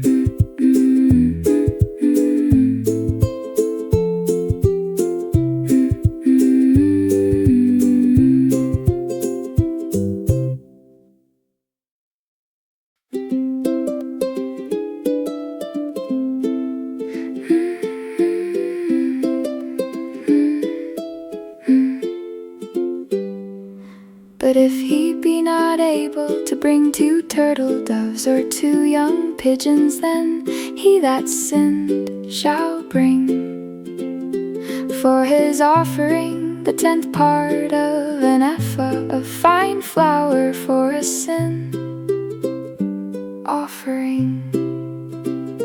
He shall put no oil upon it, neither shall he put any frankincense thereon, for it is a sin offering.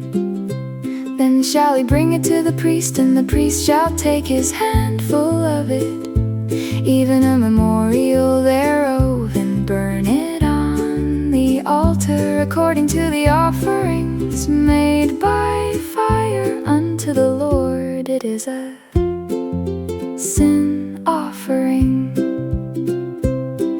And the priest shall make an atonement for him as touching his sin, that he hath sinned in one of these, and it shall be forgiven him, and the remnant shall be the priest's as a meat offering.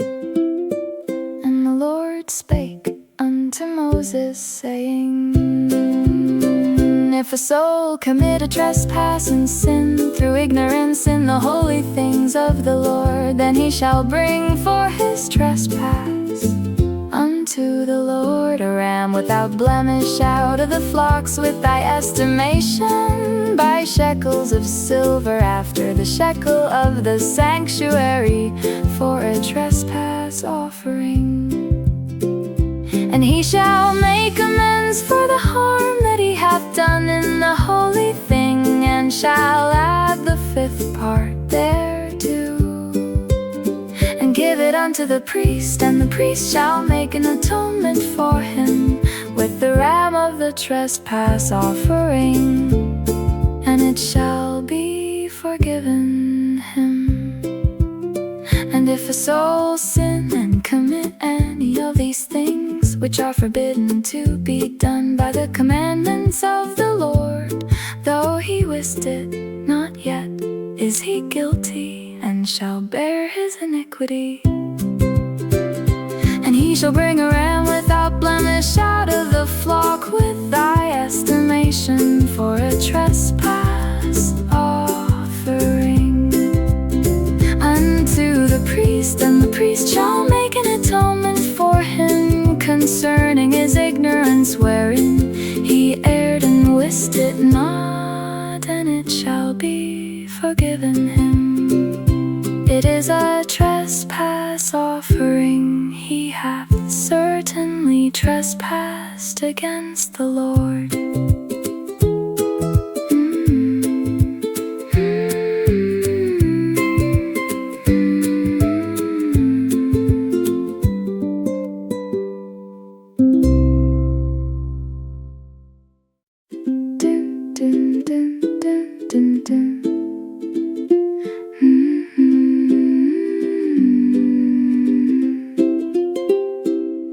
And the Lord spake unto Moses, saying, If a soul sin and commit a trespass against the Lord, and lie unto his neighbor in that which was delivered him to keep, or in fellowship, or in a thing taken away by violence, or hath deceived his neighbor, or found that which was lost, and lieth concerning it, and sweareth falsely in any of all these that a man doeth, sinning therein, then it shall be because he hath sinned and is guilty, that he shall restore that which he took violently away, or the thing which he hath deceitfully gotten, or that which was delivered him to keep, or the lost thing which he found,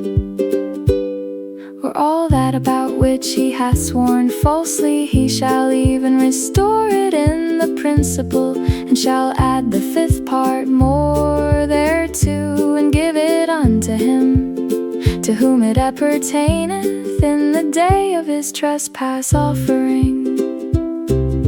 And he shall bring his trespass offering unto the Lord, a ram without blemish out of the flock, with thy estimation for a trespass offering unto the priest. And the priest shall make an atonement for him before the Lord, and it shall be forgiven him for anything of all that he hath done in trespassing therein.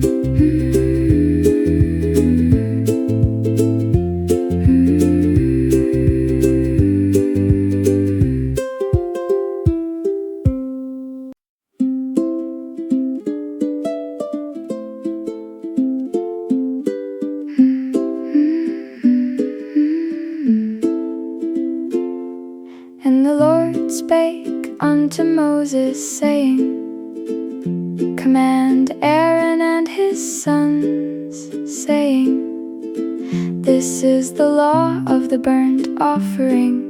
It is the burnt offering because of the burning upon the altar all night unto the morning, and the fire of the altar shall be burning in it.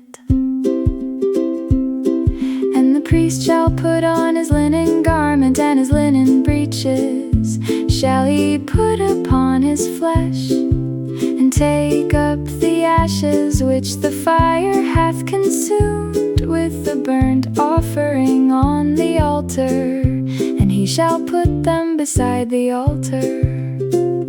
And he shall put off his garments, and put on other garments, and carry forth the ashes without the camp unto a clean place. And the fire upon the altar shall be burning in it, it shall not be put out.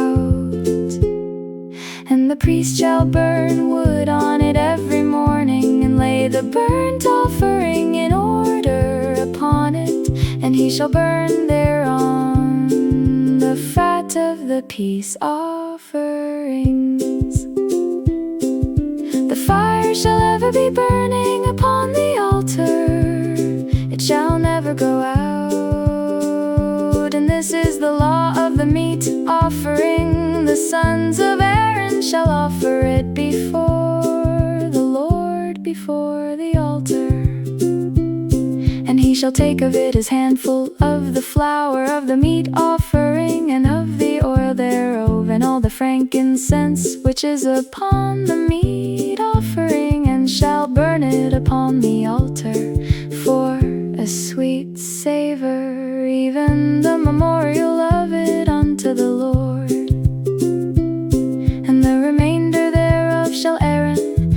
sons eat with unleavened bread, shall it be eaten in the holy place, in the court of the tabernacle of the congregation. They shall eat it. It shall not be baken with leaven. I have given it unto them for their portion of my offerings made by fire. It is most holy, as is the sin offering, and as the trespass offering. All the males among the children of Aaron shall eat of it. It shall be a statute forever in your generations, concerning the offerings of the Lord made by fire. Every one that toucheth them shall be holy.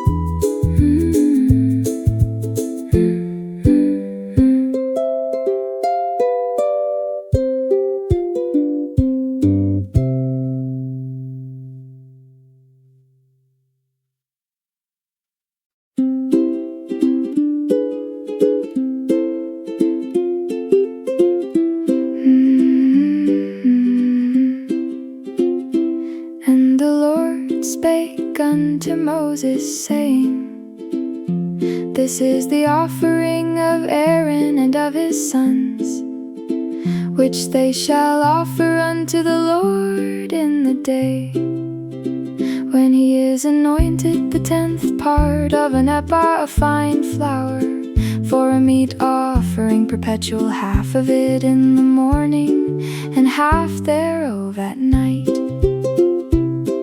In a pan it shall be made with oil, and when it is baken thou shalt bring it in. And the baken pieces of the meat offering shalt thou offer for a sweet savor unto the Lord. And the priest of his sons that is anointed in his stead shall offer it. It is a statute forever unto the Lord. It shall be wholly burnt.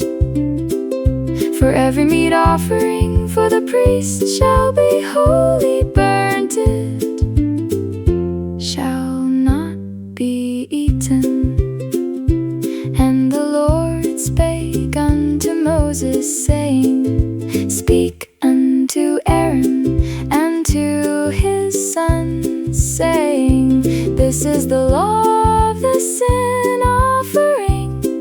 In the place where the burnt offering is killed, shall the sin offering be killed before the Lord. It is most holy. The priest that offereth it for sin shall eat it in the holy place. Shall it be eaten in the court of the tabernacle of the congregation? Whatsoever shall touch the flesh thereof shall be holy. And when there is sprinkled of the blood thereof upon any garment, thou shalt wash that whereon it was sprinkled in the holy place. But the earthen vessel wherein it is sodden shall be broken. And if it be sodden in a brazen pot, it shall be both scoured and rinsed in water. All the males among the priests shall eat thereof. It is most holy. And no sin offering whereof any of the blood is brought into the tabernacle of the congregation, to reconcile withal in the holy place, shall be eaten. It shall be burnt in the fire.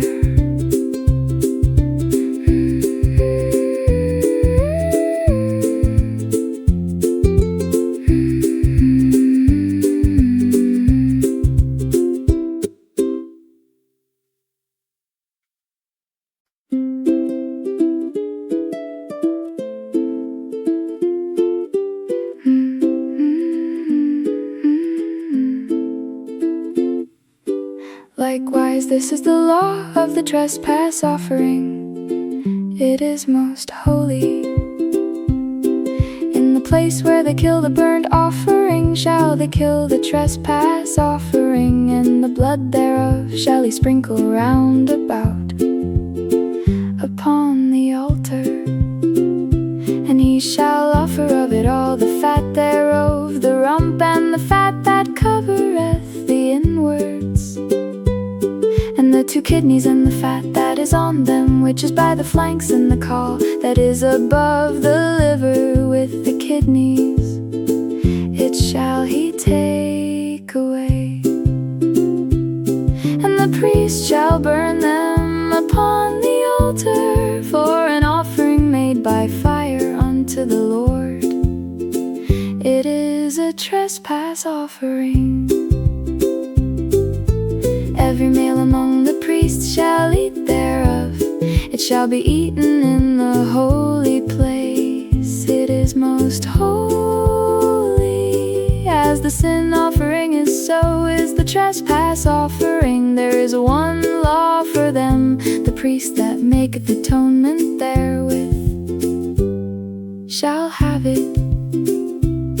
And the priest that offereth any man's burnt offering, even the priest shall have to himself the skin of the burnt offering which he hath offered, and all the meat offering that is baken in the oven, and all that is dressed in the frying pan and in the pan shall be the priest that offereth it. And every meat offering mingled with oil and dry shall all the sons of Aaron have one, as much as another. And this is the law of the sacrifice of peace offerings, which he shall offer unto the Lord.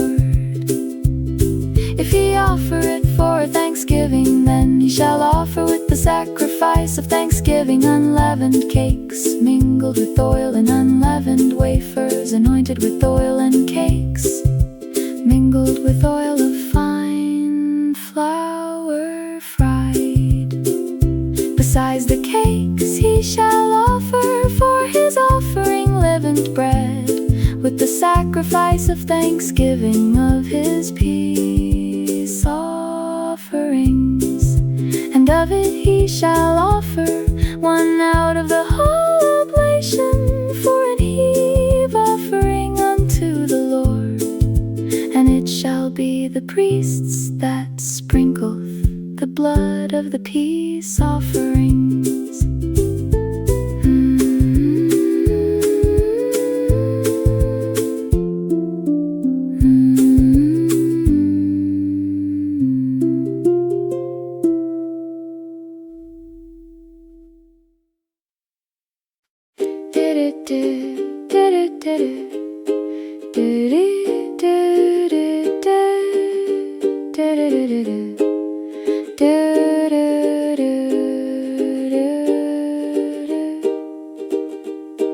And the flesh of the sacrifice of his peace offerings for thanksgiving shall be eaten the same day that it is offered. He shall not leave any of it until the morning. But if the sacrifice of his offering be a vow or a voluntary offering, it shall be eaten the same day that he offereth his sacrifice, and on the morrow also the remainder of it shall be eaten. But the remainder of the flesh of the sacrifice on the 3rd day shall be burned with fire. And if any of the flesh of the sacrifice of his peace offerings be eaten at all on the 3rd day, it shall not be accepted, neither shall it be imputed unto him that offereth it. It shall be an abomination, and the soul that eateth of it shall bear his iniquity. And the flesh that toucheth any unclean thing shall not be eaten, it shall be burnt with fire. And as for the flesh, all that be clean shall eat thereof. But the soul that eateth of the flesh of the sacrifice of peace offerings that pertain unto the Lord, having his uncleanness upon him, even that soul shall be cut off from his people. Moreover, the soul that shall touch any unclean thing, as the uncleanness of man, or any unclean beast, or any abominable unclean thing, and eat of the flesh of the sacrifice of peace offerings, which pertain unto the Lord, even that soul shall be cut off from his people. And the Lord spake unto Moses, saying, Speak unto the children of Israel, saying, Ye shall eat no manner of fat of ox, or of sheep, or of goat, and the fat of the beast that dieth of itself, and the fat of that which is torn with beasts may be used in any other use, but ye shall in no wise eat of it. For whosoever eateth the fat of the beast, of which men offer an offering made by fire unto the Lord, even the soul that eateth it shall be cut off from his people. Moreover, ye shall eat no manner of blood, whether it be of fowl or of beast, in any of your dwellings. Whatsoever soul it be that eateth any manner of blood, even that soul shall be cut off from his people. Do-do-do, do-do-do-do.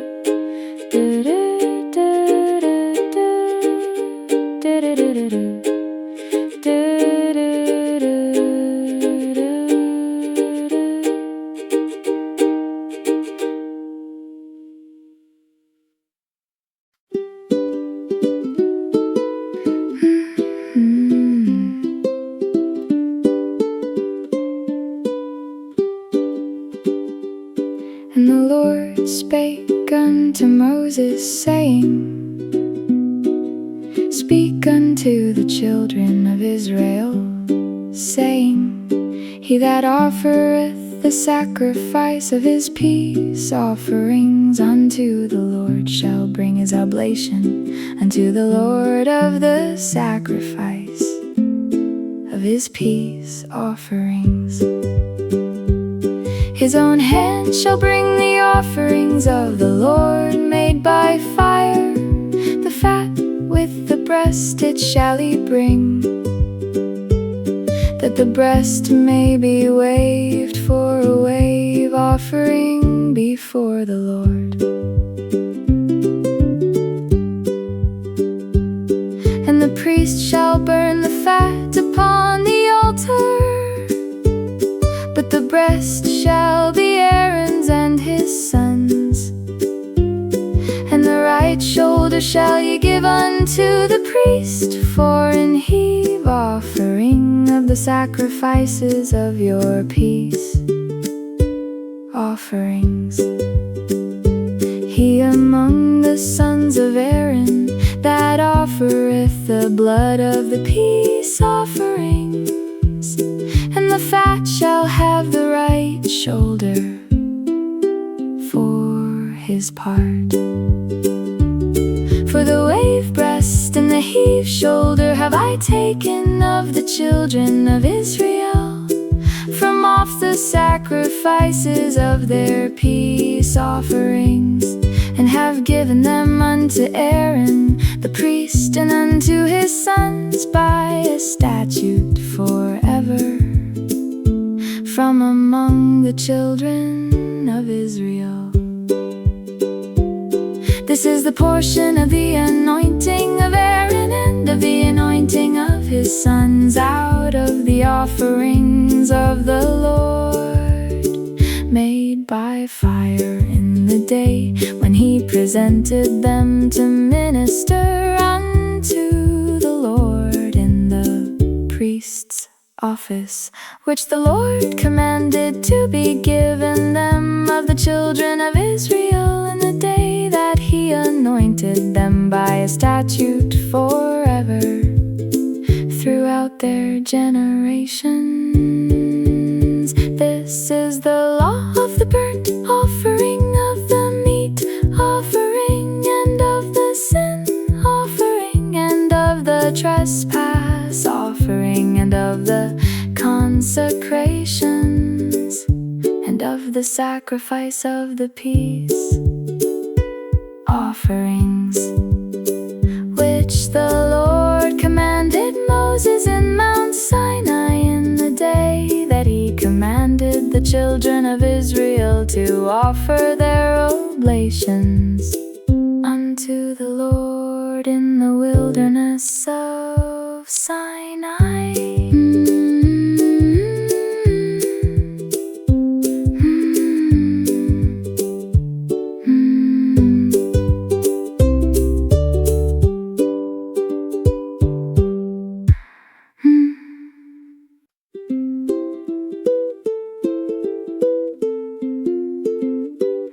And the Lord spake unto Moses, saying, Take Aaron and his sons with him, and the garments, and the anointing oil, and a bullock for the sin offering, and 2 rams, and a basket of unleavened bread. And gather thou all the congregation together unto the door of the tabernacle of the congregation. And Moses did as the Lord commanded him, and the assembly was gathered together unto the door of the tabernacle of the congregation. And Moses said unto the congregation, This is the thing which the Lord commanded to be done. And Moses brought Aaron and his sons, and washed them with water. And he put upon him the coat, and girded him with the girdle, and clothed him with the robe, and put the ephod upon him. And he girded him with the curious girdle of the ephod, and bound it unto him therewith. And he put the breastplate upon him also. He put in the breastplate the Urim and the Thummim. And he put the mitre upon his head also. Upon the mitre, even upon his forefront, did he put the golden plate, the holy crown, as the Lord commanded Moses. And Moses took the anointing oil, and anointed the tabernacle and all that was therein, and sanctified them. And he sprinkled thereof upon the altar 7 times, and anointed the altar and all his vessels, both the laver and his foot, to sanctify them. And he poured of the anointing oil upon Aaron's head, and anointed him to sanctify him. And Moses brought Aaron's sons, and put coats upon them, and girded them with girdles, and put bonnets upon them, as the Lord commanded Moses. And he brought the bullock for the sin offering, and Aaron and his sons laid their hands upon the head of the bullock for the sin offering. And he slew it, and Moses took the blood and put it upon the horns horns of the altar round about with his finger, and purified the altar, and poured the blood at the bottom of the altar, and sanctified it to make reconciliation upon it. And he took all the fat that was upon the inwards, and the caul above the liver, and the 2 kidneys, and their fat, and Moses burned it upon the altar. But the bullock, and his hide, his flesh, and his dung, he burnt with fire without the camp, as the Lord commanded Moses.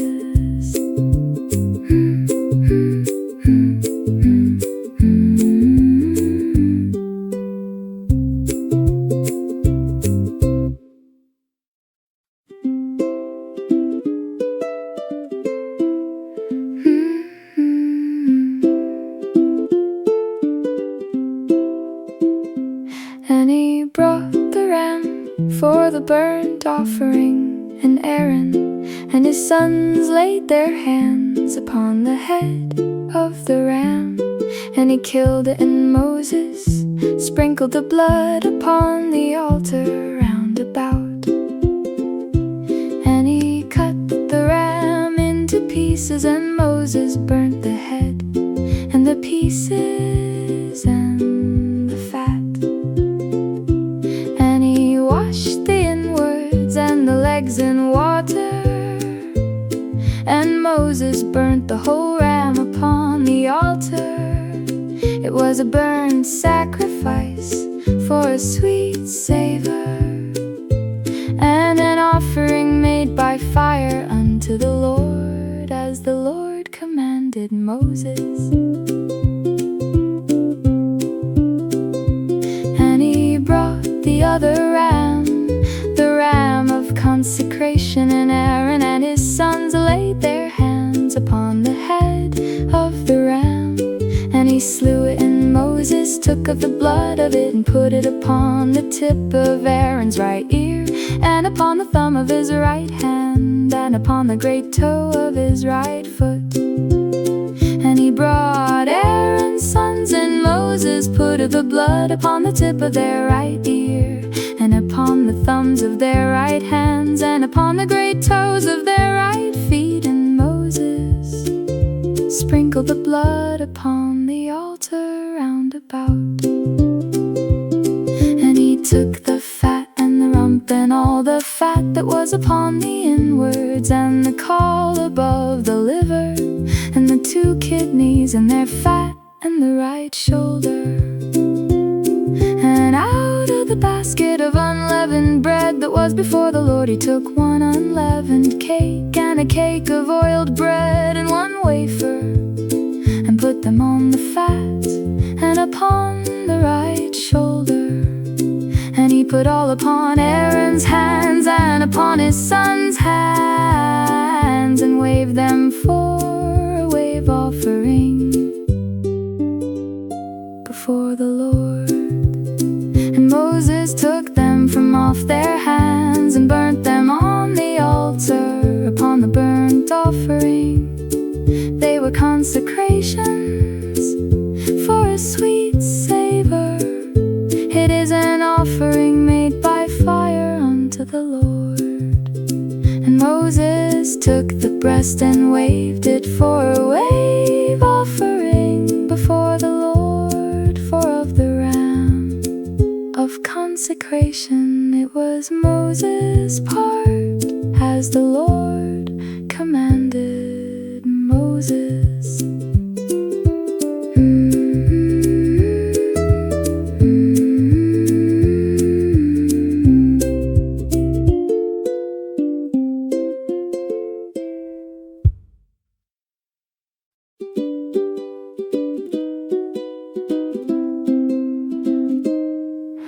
And Moses took of the anointing oil, and of the blood which was upon the altar, and sprinkled it upon Aaron upon his garments, and upon his sons, and upon his sons' garments with him, and sanctified Aaron, and his garments, and his sons' garments with him. And Moses said unto Aaron and to his sons, boil the flesh at the door of the tabernacle of the congregation, and there eat it with the bread that is in the basket of consecrations, as I commanded, saying, Aaron and his sons shall eat it. And that which remaineth of the flesh and of the bread shall ye burn with fire. And ye shall not go out of the door of the tabernacle of the congregation in 7 days, until the days of your consecration be at an end. For 7 days shall ye consecrate you, as ye have done this day, so the Lord hath commanded to do, to make an atonement for you. Therefore shall ye abide at the door of the tabernacle of the congregation day and night, 7 days, and keep the charge of the Lord, that ye die not. For so I am commanded. So Aaron and his sons did all things which the Lord commanded by the hand of Moses.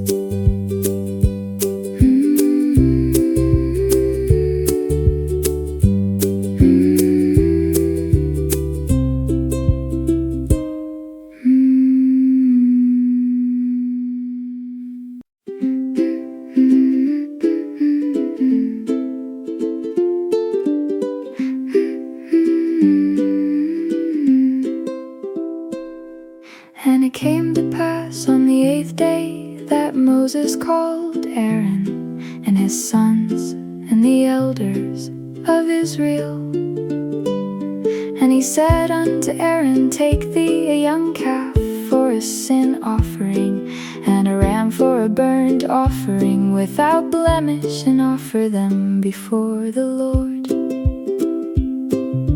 And unto the children of Israel thou shalt speak, saying, take ye a kid of the goats for a sin offering, and a calf and a lamb, both of the first year, without blemish, for a burnt offering. Also a bullock and a ram for peace offerings to sacrifice before the Lord, and a meat offering mingled with oil, for today the Lord will appear unto you. And they brought that which Moses commanded before the tabernacle of the congregation, and all the congregation drew near and stood before the Lord. And Moses said, this is the thing which the Lord commanded that ye should do, and the glory of the Lord shall appear unto you. And Moses said unto Aaron, go unto the altar, and offer thy sin offering and thy burnt offering, and make an atonement for thyself and for the people, and offer the offering of the people, and make an atonement for them, as the Lord commanded. Aaron therefore went unto the altar, and slew the calf of the sin offering, which was for himself. And the sons of Aaron brought the blood unto him, and he dipped his finger in the blood, and put it upon the horns of the altar, and poured out the blood at the bottom of the altar. But the fat and the kidneys and the caul above the liver of the sin offering he burnt upon the altar, as the Lord commanded Moses, and the flesh and the hide he burned with fire without the camp.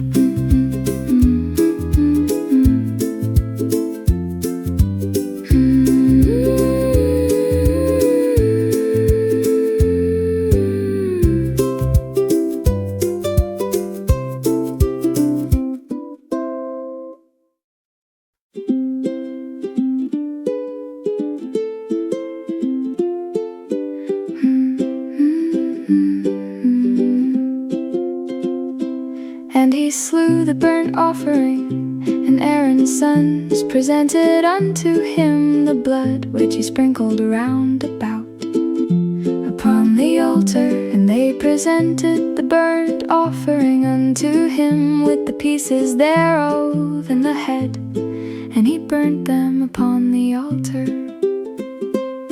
And he did wash the inwards and the legs, and burnt them upon the burnt offering on the altar. And he brought the people's offering, and took the goat which was the sin offering for the people, and slew it, and offered it for sin as the first. And he brought the burnt offering, and offered it according to the manner.